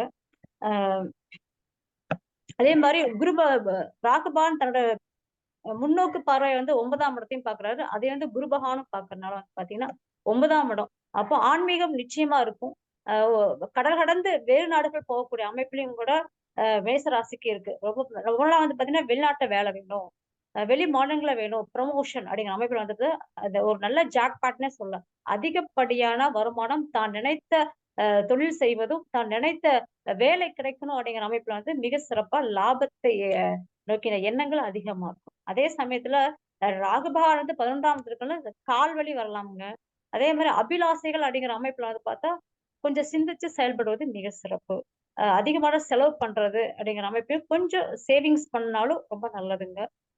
11ஆம் இடம் வந்து பாத்தீங்கன்னா மூத்த சகோதரம், அதாவது நண்பர்கள், அவங்க கிட்ட வந்து எல்லாத்தோட பழகலாம், என்ஜாய் பண்ணலாம். மத்தபடி கொஞ்சம் ஒரு ரெஸ்ட்ரிக்ஷனோட பழகுறது மிக சிறப்பு. அதாவது நண்பர்கள் கூட. அதே மாதிரி அண்ணன் வந்து உதவுறாங்க அப்படிங்கிற அமைப்புல வந்து பாத்தீங்கன்னா மிக சிறப்பா இருக்கும். அண்ணன் அக்கா வந்து பாத்தீங்கன்னா உதவுவாங்க. அவங்களுடைய ஆதரவு எப்பவுமே கிடைக்கும். மத்தபடி இந்த வருஷம் மேச ராசிக்கு 7.5 சனி இருந்தாலும் ராகு கேது பயிற்சியால மிக சிறப்பான அமைப்பு இருக்குங்க. இன்னொன்று மனைவி திருமணமானவங்க மனைவியை வந்து கணவரை வந்து நல்லா பாத்துக்கணும். ஏன்னா 11ஆம் இடம் அப்படிங்கிறது பாத்தீங்கன்னா அபிலாஷைகள் அப்படிங்கிற அமைப்புல வந்து பாத்தீங்கன்னா சில பிரச்சனைகளை தேவையில்லாத குடும்ப தொந்தரவு தரக்கூடிய அமைப்புல இருக்குங்க. மேச ராசிக்கு மிக சிறப்பா இருக்கும் இந்த வருஷம். 7.5 சனி பெரிய அளவு இருந்து பாதிக்காது. தொழில் லாபம் உண்டு, வருமானம் அதிகமா இருக்குமா சொல்லலாம். புதிய தொழிலெல்லாம் தொடங்கலாம். நன்றிங்க மேடம். நன்றிங்க மேடம். மிக சிறப்பு. நானு ஷார்ட்டா சொல்லுவீங்கன்னு நினைச்சேன். பரவாயில்ல, ஃபுல் விளக்கத்தோட சொல்லிருக்கீங்க. இனி வரக்கூடிய வீடியோஸ்ல வந்து நம்ம ஃபுல் விளக்கமாவே நம்ம சொல்ற மாதிரியானது பண்ணிக்கலாம். என்னன்னு பாத்தீங்கன்னா இப்ப இந்த ராகு பகவான் அப்படிங்கிறவர் வந்து நமக்கு ஆசைகளை அதிகப்படுத்தி நிறைய விஷயங்கள் நமக்கு கொடுக்கக்கூடியவர். ஆனா அதே சமயத்துல கேது பகவான் வந்து எதையுமே சுருக்கி தான் பண்ணுவாரு. நம்ம ஆசைகள் அதிகமா இருந்துச்சுன்னா அதை சுருக்கிடுவாரு. அடுத்தது எந்த ஒரு இடத்துலயும் பெருசா பிரம்மாண்டமா யோசிக்க வைக்கிறது ராகுவர் தான் இருந்தாருன்னா, அப்படி இருக்க ஆப்போசிட் அப்படியே பண்ணக்கூடியது கேது பகவான். அப்படி இருக்கக்கூடியப்ப இந்த இதுல நம்ம வந்து எச்சரிக்கையா இருக்க வேண்டிய ராசிகள் அப்படின்னு பார்க்கும்போது கடகம். ஏன்னா கடக ராசிக்கு 2ல கேது பகவானும் 8ல ராகுவும் இருக்கிறாங்க. அப்படிங்கிறப்ப வார்த்தைகள்ல கவனமும், அடுத்தது வண்டி வாகனங்கள்ல அல்லது சாப்பிடுற விஷயங்கள்ல இருட்டான பகுதியில போகும்போது கொஞ்சம் ஜாக்கிரதையா இருக்கணும். இல்ல ஃபுட் பாய்சன் ஆகும், விஷ சந்துக்குனால ஒரு சில பிரச்சனைகள், அலர்ஜி, ஸ்கின் சம்மந்தப்பட்ட ப்ராப்ளம்ஸ் இதெல்லாம் வரத்துக்கு உண்டான வாய்ப்புகள் இருக்கு. சிம்மத்துக்கு பாத்தீங்கன்னா அவருடைய ராசிக்கு கேது பகவான் வருது, 7ஆம் இடத்துல ராகு பகவான் வராரு. அப்படிங்கிறப்ப எதையுமே நிதானிச்சு செயல்படக்கூடிய ஒரு அமைப்பு. மாற்று மதம் அல்லது புதிய நட்பு கிட்ட கொஞ்சம் ஜாக்கிரதையா நடந்துக்கணும். அனாவசியமான ஒரு இதனால என்ன ஆகுது, வீட்டுல இருக்கிறவங்களுக்கு ஒரு மிஸ் அண்டர்ஸ்டாண்டிங் ஏற்பட்டு வீட்டுல கொஞ்சம் வேற புதிய அந்நியருடைய தலையீட்டுனால குடும்பத்துல பிரச்சனைகளும் பிரிவுகளையும் உருவாக்கும். ஏன்னா ஆல்ரெடி அஷ்டமச்சனி வேற அங்க போயிட்டு இருக்குது. அப்படிங்கிறப்ப ராகு கேதுக்குனால ஒரு சில பிரச்சனைகள் வரும். வெளி நட்பு வட்டம் விரியும். வார்த்தைகள்ல கவனமா இருக்கணும். அதே சமயத்துல நட்பு வட்டத்துல கொஞ்சம் ஜாக்கிரதையா நம்ம பேசணும் அப்படிங்கிறது. அடுத்தது பார்த்தோம் அப்படின்னா மகரம். மகரத்துக்கு வந்து 2ல வந்து ராகு பகவான், 8ல கேது பகவான். அப்படிங்கிறப்ப வருமானம் ஒரு பக்கம் அதிகமா இருக்கும். புதிய நட்பு வகைகள் நமக்கு அதிகமா வரும். இந்த லாட்டரி, ஆன்லைன் ஷேர் மார்க்கெட் இது மாதிரி சம்மந்தப்பட்டதெல்லாம் கொஞ்சம் ஆசைகள் தூண்டும்.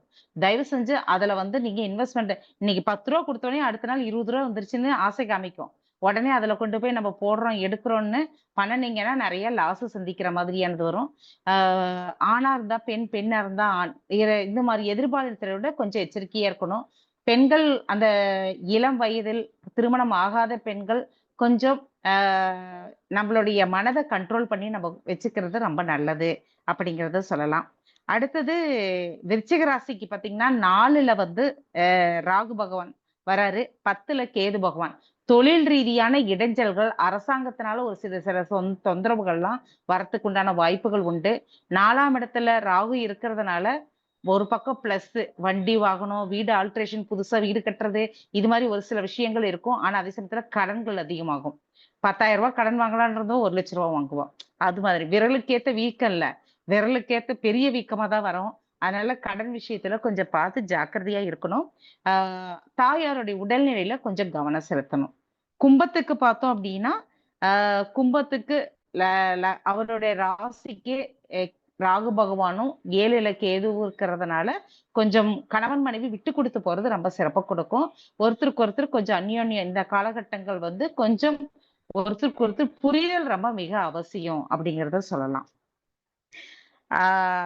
இப்ப மேடம் வந்து அனுகூலமான ராசிகள் அப்படின்னு பார்க்கும்போது மேசராசி அனுகூலமா இருக்குது, நல்ல ஒரு சிறப்பா இருக்கக்கூடியது.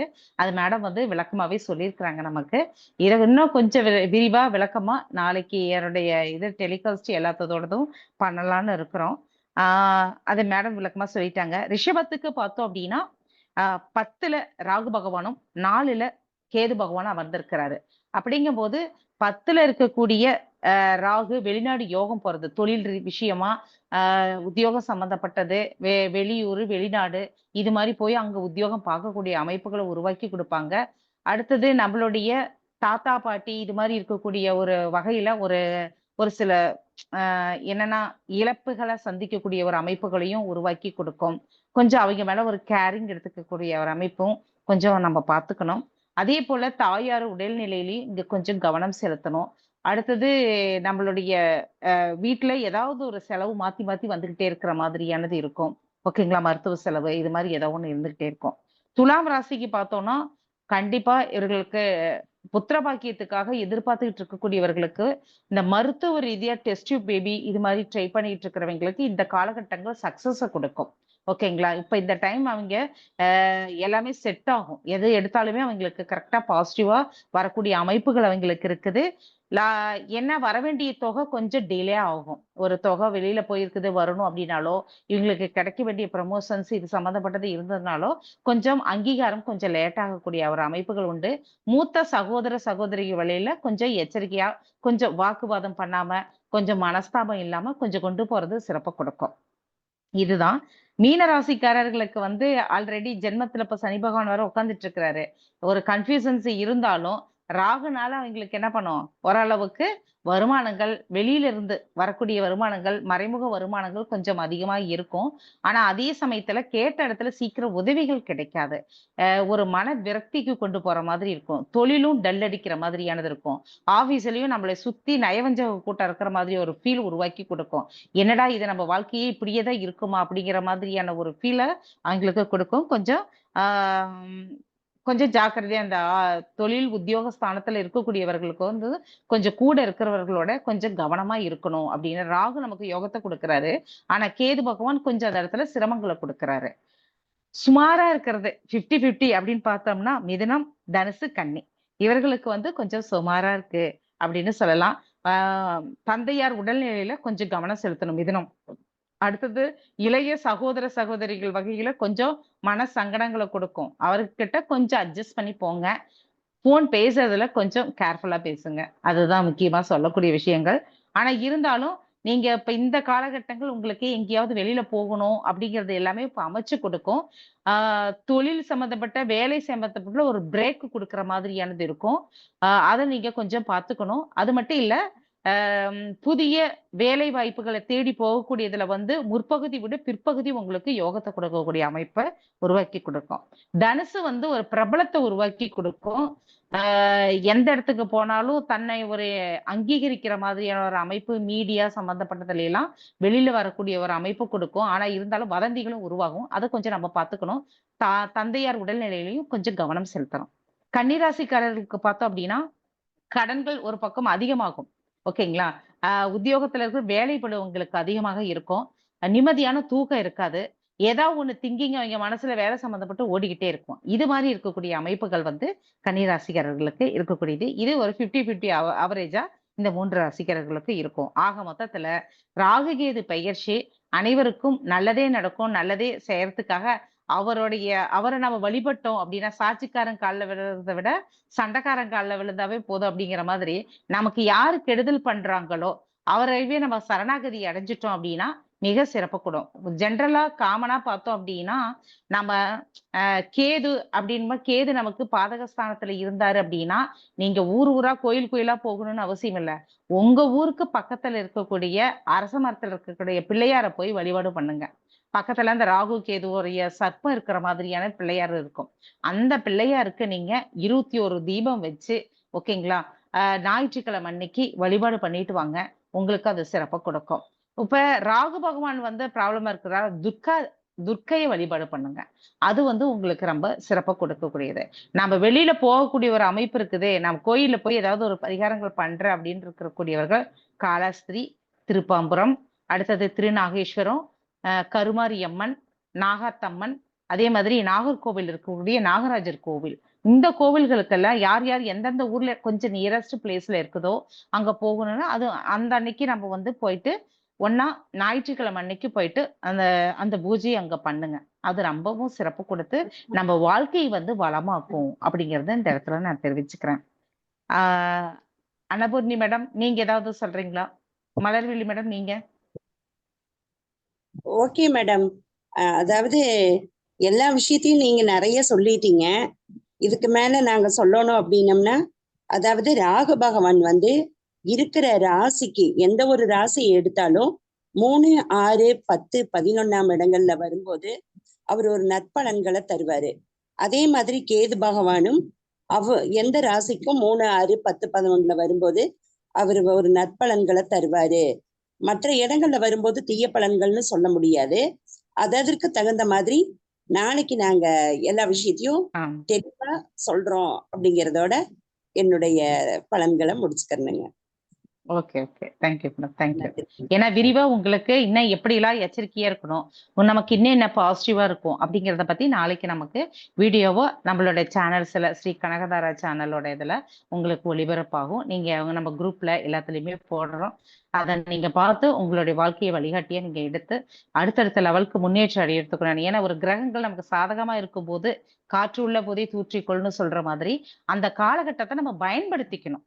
பயன்படுத்தாம விட்டோம்னா அவரால் வரக்கூடிய யோகங்கள் என்ன ஆகும், நமக்கு கிடைக்காம போயிடும். அது மட்டும் நம்ம வைக்கணும். அன்னபூர்ணி மேடம் நீங்க ஏதாவது சொல்றீங்களா ராகு கேது பயிற்சி பத்தி ஒரு சில வார்த்தைகள்?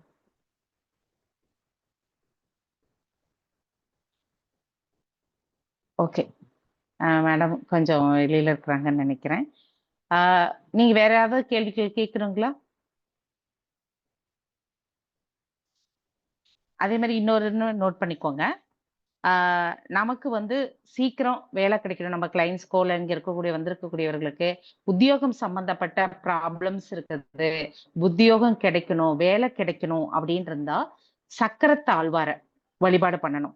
என்னைக்கு அப்படின்னா வியாழக்கிழமை அன்னைக்கு போயிட்டு சக்கரத்தாழ்வாருக்கு 11 விளக்கு போட்டு 11 சுற்று நாம அந்த கடவுளை வழிபாடு பண்ணும்போது நமக்கு வேலை இல்லாதவர்களுக்கு வேலை கிடைக்கும், பதவி உயர்வு, வேலையினால சங்கடங்கள் இருக்கக்கூடியது, இது எல்லாமே நமக்கு நீங்கும். சரிங்களா? இது 11 வாரம் செஞ்சோம்னாவே கண்டிப்பா மாற்றங்கள் நமக்கு உருவாக்கி கொடுக்கும். அதே போல படிப்பு, குழந்தைங்க நல்லா படிக்கணும், அவர்களுக்கு படிப்புல ஒரு மந்தத்தன்மை இருக்குது, நல்லா படிக்கணும் அப்படின்னா நம்ம குழந்தைங்களை வந்து சக்கரத்தாழ்வார வழிபாடு பண்ண சொல்லுங்க. என்னைக்கு அப்படின்னா புதன்கிழமை அன்னைக்கு 11 சுற்று 11 விளக்கு. ஓகேங்களா? நெய் தீபம் போடலாம். சரிங்களா? அதே மாதிரி நமக்கு எல்லா பிரச்சனைகளும் சால்வ் ஆகணும். ஏன்னா நம்ம குடும்ப ஸ்திரீகள், நம்ம எல்லாருமே குடும்பத்தினுடைய தலைவர்கள் தலைவிகள் நம்ம எல்லாருமே இருக்கிறோம். நமக்கு ஒரு ப்ராப்ளம்லாம் கிடையாது. சுத்தி சுத்தி நமக்கு ப்ராப்ளத்தோடயே குடும்பம் நடத்திக்கிட்டு இருக்கிறோங்கிற மாதிரி சுத்தி நமக்கு ப்ராப்ளமாவே இருக்குது. பணம் சம்பந்தப்பட்ட பிரச்சனை, வேலை சம்பந்தப்பட்ட பிரச்சனை, அடுத்தது உறவுகளிடையே பிரச்சனை, இது மாதிரி நிறைய விஷயங்கள் நமக்கு இருக்குது. அத்தனையும் நமக்கு மன கஷ்டங்கள் எல்லாமே தீரணும் அப்படின்னா முக்கியமா பணப்பிரச்சனைகள் தீரணும், நமக்கு வருமானங்கள் அதிகமா கிடைக்கணும், மன சங்கடங்கள் எல்லாம் தீரணும், மனசுல நிம்மதி வேணும் அப்படின்னா சனிக்கிழமை அன்னைக்கு சக்கரத்தாழ்வார போயிட்டு 11 தீபம் போட்டு வழிபாடு பண்ணுங்க. 11 சுற்று. இது 11 வாரத்துக்கு தொடர்ந்து நம்ம பண்ணும்போது நம்ம சங்கடங்கள், நம்மளுடைய மன பிரச்சனைகள் அனைத்தும் நீங்கி வாழ்க்கையில சுபிட்சம் அடுத்த லெவலுக்கு போறதுக்குண்டான ஒரு வாய்ப்பை நமக்கு கொடுக்கிறாரு கடவுள். ஓகேங்களா?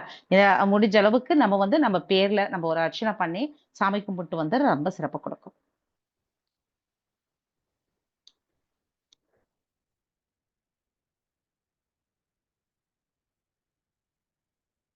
ஓகே மேடம், மலர்விழி மேடம் நன்றி உரை சொல்லிடுறீங்களா? ஓகே மேடம், சொல்லிடுறேங்க. ஓகே. நமது இவ்வளவு நேரம் நம்மளுடைய தேசிய மகளிர் ஜோதிட கூட்டமைப்பின் சார்பா ஜோதிட ரகசியங்கள் நிகழ்வுல வந்து தேன்மொழி அம்மா வந்து நமக்கு நிறைய விஷயங்கள் நமக்கு கொடுத்தாங்க. அந்த விஷயங்கள் பத்தாது, இன்னும் நிறைய விஷயங்கள் நம்ம இன்னும் கத்துக்கணும். அதனால நம்மளுடைய ஸ்பெஷல் கிளாஸஸ்ல நம்ம படிக்கக்கூடிய ஸ்டூடெண்ட்ஸ்க்காக இந்த திருமணம் சம்பந்தப்பட்ட இதை எல்லாமே கொடுக்கறதுக்கு மேடம் ஒரு நாள் வர வச்சு நம்ம பேச வைக்கலாம்.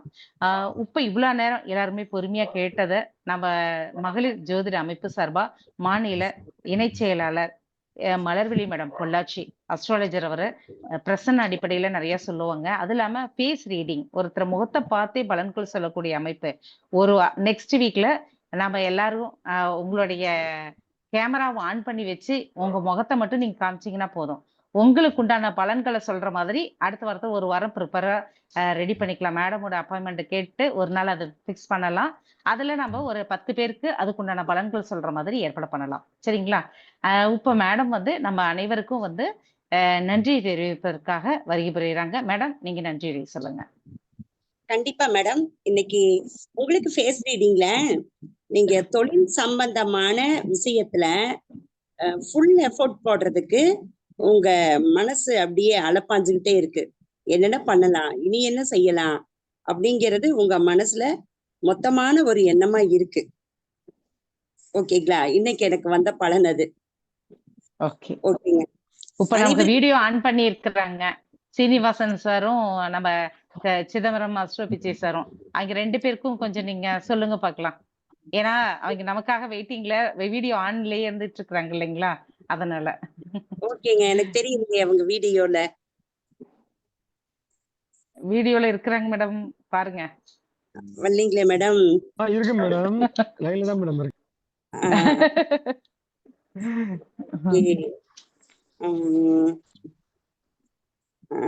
இவர் யார் பேர் என்ன? ஸ்ரீனிவாசன் சாருங்களா? ஆமா ஆமா. கொஞ்சம் ஆஃப் சைஸ் தெரியுற மாதிரி கொஞ்சம் இதுல இருந்தீங்கன்னா பரவாயில்ல. சார் உங்களுக்கு வந்து பணத்தை பத்தின எண்ணம் உங்க மனசுல அதிகமா ஓடிக்கிட்டு இருக்கு. இப்போனா நான் எல்லாருமே அதை கொஞ்சம் ஞாபகமா வச்சுக்கோங்க.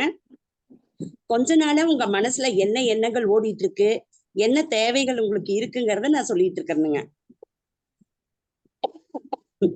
சொல்லுங்க மேடம், சொல்லுங்க மேடம். கரெக்ட்டுங்களா மேடம்? கரெக்ட் தான் மேடம், கரெக்ட் தான். ஓகேங்க. ஓகேங்க சார். அடுத்து சிதம்பரம் சாருக்கு சொல்லுங்க. சொல்லுங்க மேடம். அவருக்கு என்னங்க, மனசு பூராமே அப்படியே நிம்மதியாவே இருக்கிறாரு. எல்லா விஷயத்திலயும் மன நிறைஞ்சுதான் இருக்காரு. ஒண்ணும் தப்பா சொல்றதுக்கெல்லாம் அவருக்கு இல்ல. அவரு என்னைக்கும் எப்பவும் மன நிம்மதியான வாழ்க்கைய கொடுத்தா போதும் இறைவா அப்படின்னு ஒவ்வொரு நாளும் இறைவனை நோக்கி அப்படியே பயணம் பண்ணிட்டு அந்த ஒரு இறை பக்தியிலேயே அவரு இருக்கணுங்கிற மாதிரி எண்ணத்தோட வாழ்ந்துட்டு இருக்காரு. இன்னொரு விஷயம், அவருக்கு தொழில்ல வந்து இன்னும் கொஞ்சம் ஒரு முன்னேற்றத்தை தேடணும் அப்படிங்கிற மாதிரி ஒரு நினைப்பு அவர் மனசுல இருந்துட்டு இருக்குதுங்க. அதை விட அவர் மனசு வந்து இறைவனை நோக்கி அந்த இதுலதான் பயணம் பண்ணிட்டு இருக்கு. நான் சொன்னது சரியாங்க சார்? சரிங்கதான் மேடம். அந்த தொழிலுக்கு வருமானத்துக்கு இதுக்கு என்ன செய்யலாம்? அது அப்புறம். இப்ப நான் சொல்றது உங்க மனசுல என்ன ஓடிட்டு இருக்கு அப்படிங்கிற விஷயத்த நான் சொல்லிட்டு இருக்கேனுங்க. ஓகேங்களா? Okay madam, okay madam. நான் சொன்னது சரின்னா சரின்னு சொல்லுங்க. இல்ல நான் எப்பவுமே எல்லாரையுமே வந்து இறைவனுடைய வழி போங்க, இறைவனை வேண்டுங்க, அவர்கிட்ட நீங்க எதுவுமே கேட்க வேண்டியதில்ல. உங்களை படைச்சவருக்கு உங்களுக்கு என்ன கொடுக்கணும்னு தெரியும். அவர் கொடுப்பாரு உங்களுக்கு. என்ன நேரத்துல என்ன அவர் எது கொடுத்தாலும் ஏத்துக்கங்கன்னு சொல்லக்கூடியவன் நானு. ஓகே சரிங்களா? Okay sir. அப்ப நான் சொன்னது கரெக்ட்னா ஓகே. கரெக்ட் தான், கரெக்ட் தான். சரிங்க சார். அஸ்வின் பாலாஜி சார் வந்து வீடியோக்கு வந்திருக்கிறாரு. அவருக்கு சொல்லுங்க மேடம். அவரு ஆஃப் சைஸ் எனக்கு கொஞ்சம் கரெக்டா தெரிஞ்சதுன்னா பரவாயில்ல. அவர் இன்னும் கொஞ்சம் பாருங்க பாருங்க பேஸ் நல்லா இது பண்ணிருக்கிறாரு வீடியோ. ஓகே. அவர் கையை மறைச்சுக்குது வீடியோல.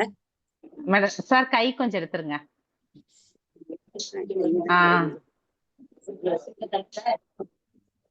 ஓகே. இப்போ sir Ashwin Balaji sir, sir நீங்க குலதெய்வ கோயிலுக்கு போய் எவ்வளவு நாள் ஆச்சுங்க? நான் வந்து ஒரு 6 மாசம் முன்னாடி போயிட்டு வந்தேன் மேடம். அப்படி கேட்கலீங்க. நாங்க என்ன கேக்குறேன்னா, உங்க குலதெய்வ கோயில்ல இப்பதான் விசேஷம் அப்படிங்கிற மாதிரி ஒண்ணு வரும் இல்லைங்களா?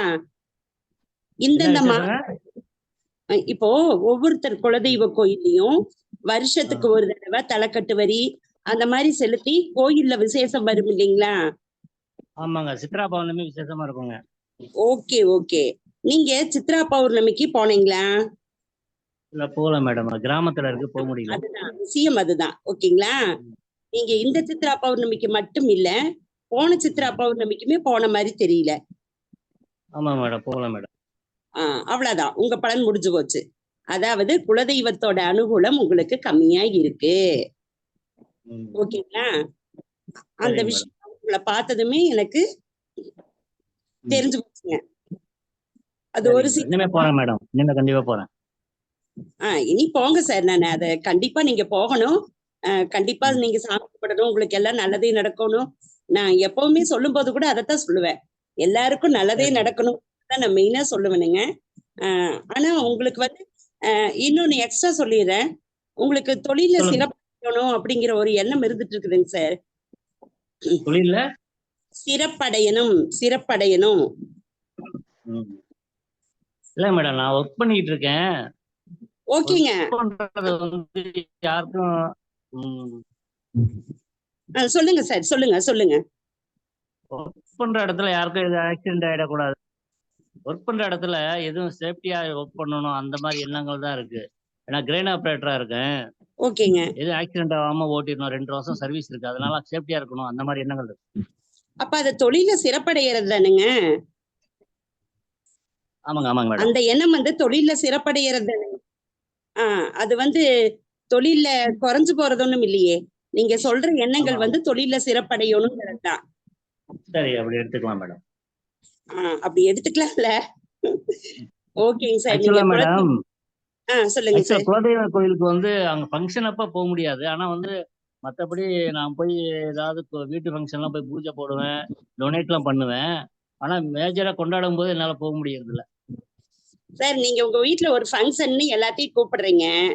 ஃபங்க்ஷன் அப்ப உங்க வீட்டுக்கு வர முடியாது, இடையில ஒரு நாள் தான் வருவோம்னு நீங்க ஒத்துக்குவீங்களா? ஒத்துக்க மாட்டேன் மேடம், நீங்க சொல்றது புரியுது புரியுது. அப்ப குலதெய்வங்கிறது உங்க அம்மா அல்லது உங்க பொண்ணு. ஓகேங்களா? அதை எப்படி பார்க்கணுமோ அப்படி பாருங்க.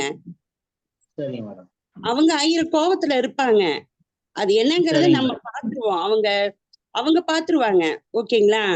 ஆனா என்னால அந்த ஃபங்க்ஷன் அன்னைக்கு போக முடியாது, நான் இடையில தான் போவேன் அப்படிங்கிறது அவ்வளவு ஏற்புடையது அல்ல. அவ்வளவுதானுங்க.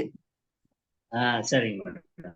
குலதெய்வத்தினுடைய கோவில் வந்து நம்ம விசேஷம் ஒண்ணு பண்றாங்க அப்படின்னா அந்த அன்னைக்கு நமது தெய்வம் வந்து ரொம்பவும் சந்தோஷமா இருக்கும். இப்ப நாம வந்து இப்ப நம்ம அம்மா, அப்ப நம்மளுடைய அம்மா இல்லைங்களா அந்த கோவில்ங்கிறது. அப்படிங்கிற புள்ள வரணும்னு அம்மா எதிர்பார்ப்பாங்க இல்லைங்களா? என் பிள்ளை என்ன வரலையே அப்படின்னு ஏக்கத்தோட பாத்துட்டு இருப்பாங்க இல்லைங்களா? அந்த ஏக்கம் மன வருத்தம் என்ன ஆகும் அப்படின்னா நமக்கு தொழில் ரீதியாவோ குடும்பத்திலேயோ ஏதாவது இடைஞ்சல்களை கொடுத்துக்கிட்டே இருக்கும். நல்லா போயிட்டு இருந்த பிசினஸ் ஆகட்டும் அல்லது குடும்பத்திலே ஆகட்டும், தேவையில்லாத ஒரு மன உளைச்சல்கள், டென்ஷன்கள் எல்லாமே கொடுக்கும். அப்புறமேட்டு தான் நமக்கு தெரியும், ஆஹா நம்ம அம்மாவை போய் நான் பார்க்காம இருக்கிறோம், போய் நம்ம பார்த்துட்டு வந்துடலாம் அப்படின்னு அதுக்கப்புறம் தான் போக ஆரம்பிப்போம். அப்புறமேட்டு தான் இது மாதிரி உனக்கு இடைஞ்சல் கொடுத்தாதான் இன்னைக்கு வந்து பாப்பியா, உன்னை நல்லா நான் வச்சிருக்கிறப்பையும் என்னை வந்து பார்க்கணும்ல நீ அப்படின்னு கேட்கறது தான் இந்த குலதெய்வம். நாம அந்த ஃபங்க்ஷன் டைம் அப்ப சந்தோஷமா இருக்கும் போது கேட்ட வரங்களை கிள்ளி கொடுக்காம அள்ளி கொடுக்கறது குலதெய்வம் தான். ஒருத்தருடைய உயிரையே எடுக்கணும் அப்படின்னு யமதர்மன் வந்தா கூட குலதெய்வத்துக்கிட்ட உத்தரவு கேட்டு அந்த அம்மா வந்து ஓகே சொன்னா மட்டும்தான் நம்மளுடைய உயிரை எடுக்கிறதுக்குண்டான அனுமதி கொடுப்பாங்க. ஓகேங்களா? அதனால குலதெய்வம் தான் நமக்கு முதல்ல. ஒரு நிமிஷம். சரிங்க. இந்த கருத்துல வந்து நிறைய ஹம், கருத்து வேறுபாடுகள் இருக்குதுங்க. அதாவது குலதெய்வம் வந்து உயிர் எடுக்கணும் அப்படிங்கறதுல நிறைய பேர் நிறைய விதமான விஷயங்களை பேசுறாங்க. அது நம்ம இன்னொரு நாளைக்கு பேசும்போது அத பத்தி பேசலாங்க. கண்டிப்பா பேசணுங்க. இப்போ சரி. நீங்க வந்து விசேஷங்கும் போது கண்டிப்பா போக வேண்டியது உங்களோட கடமைங்க சார். அதுக்கு மேல நீங்க எப்படி பண்ணணுமோ அப்படி பண்ணுங்க. சரிங்க சரிங்க போறேன் மேடம். அது கிராமத்துல இருக்கறனாலதான் கொஞ்சம் சிரமமா இருக்கு. இனிமே போயிடுறேன். மேடம் ஓகேங்க சார், ஓகேங்க. இன்னொன்னு என்னன்னு பாத்தீங்கன்னா, நம்ம குலதெய்வம் விசேஷத்தன்னைக்கு போனோம்னா நம்மளுடைய முன்னோர்கள் அங்க வந்திருப்பாங்க. அந்த முன்னோர்களும் சேர்ந்து நம்மளுடைய குலதெய்வத்தை ரெக்கமெண்டேஷன் பண்ணுவாங்க. என்னுடைய பிள்ளை வந்திருக்கு, என் பிள்ளைய நீங்க ஆதரவு கொடுக்கணும் அப்படின்னு சொல்லி உண்மையிலேயே நம்ம முன்னோர்களும் சொல்லுவாங்க. கனகாம்பல் மேடம் சொன்ன மாதிரி அம்மா வந்து பிள்ளைங்க வரணும்னு எதிர்பார்க்கிற மாதிரி நம்ம குலதெய்வம் நாம வரணும்னு எதிர்பார்த்துட்டு இருப்பாங்க. அது எப்படி சொல்றேன், நான் குலதெய்வத்தை பத்தி நிறைய பேசணுங்க. பேசியிருக்கேன் ஏற்கனவே. இனியும் டைம் கிடைக்கும் போது கண்டிப்பா பேசுறேனுங்க. ஓகே சரிங்க மேடம். மேடம். மிக்க நன்றிங்க மேடம். நன்றிங்க madam. Okay okay okay thanks thank you. Okay madam நன்றி சொல்லிருங்க. ஓகேங்க. அனைவருக்கும் வணக்கங்க. நம்ம எல்லாருக்கும் நல்லதே நடக்கணும்னு விநாயக பெருமானையும் எங்கள் குலதெய்வத்தையும் வேண்டிக்கிட்டாங்க. கண்டிப்பா நமக்கு நல்லதே நடக்குமுங்க. இப்போ தேசிய மகளிர் ஜோதிட கூட்டமைப்பு சார்பாக இவ்வளவு நேரம் இங்க வந்திருந்து நமக்கு எல்லாம் இந்த திருமண பந்தத்தில் முறிவு ஏற்படுவது எதனால் அப்படின்னு தேன்மொழி ராதாராம் மேடம் பொள்ளாச்சியிலிருந்து வந்து சிறப்பா அவங்களுடைய கருத்துக்களையும் அவங்களுடைய ஆராய்ச்சிகளையும் அழகா தொகுத்து நமக்கு ஒவ்வொரு விஷயத்தையும் ஒவ்வொரு பாவகத்தையும் ஒவ்வொரு கிரகத்தோட இணைவுகளையும் நமக்கு ரொம்ப அழகா எடுத்து சொன்னாங்கங்க. இதை எல்லாத்தையுமே சொன்ன அவங்களுக்கும் இவ்வளவு நேரமா பொறுமையோட காத்திருந்த நம்ம குரூப்ல இருக்கிற அத்தனை பேர் சார்பா அவங்களுக்கு நம்ம நன்றியை தெரிவிச்சுக்கிறோங்க. மீண்டும் இந்த மாதிரி இனியும் வரக்கூடிய சிறப்பு வகுப்புகள்ல அவங்க திரும்பவும் வந்து இந்த மாதிரி பலன்களை நமக்கு எடுத்து கொடுத்து நல்லபடியா நம்ம குரூப்பை வந்து மேலும் மேலும் வளர்ச்சி பெற செய்யணும் அப்படிங்கிறதுக்காக அவங்க கிட்ட கேட்டுக்கிறனுங்க. இந்த வாய்ப்பை ஏற்படுத்தி கொடுத்த நமது தலைவி கனகாம்பாள் மேடம் அவங்களுக்கு மிகுந்த நன்றியை தெரிவிச்சுட்டு இந்த உரையை முடிச்சுக்கிறனுங்க. எல்லாருக்கும் ரொம்ப ரொம்ப நன்றிங்க. நன்றிங்க madam. Thank you madam. Thank you madam. Programme சூப்பரா இருந்துச்சு மேடம். ஃபர்ஸ்ட் வாட்டி வரேன், ஆனா ரொம்ப நல்லா இருக்கு. நன்றி மேடம். நிறைய கருத்துக்கள் ஓகே இருக்கு.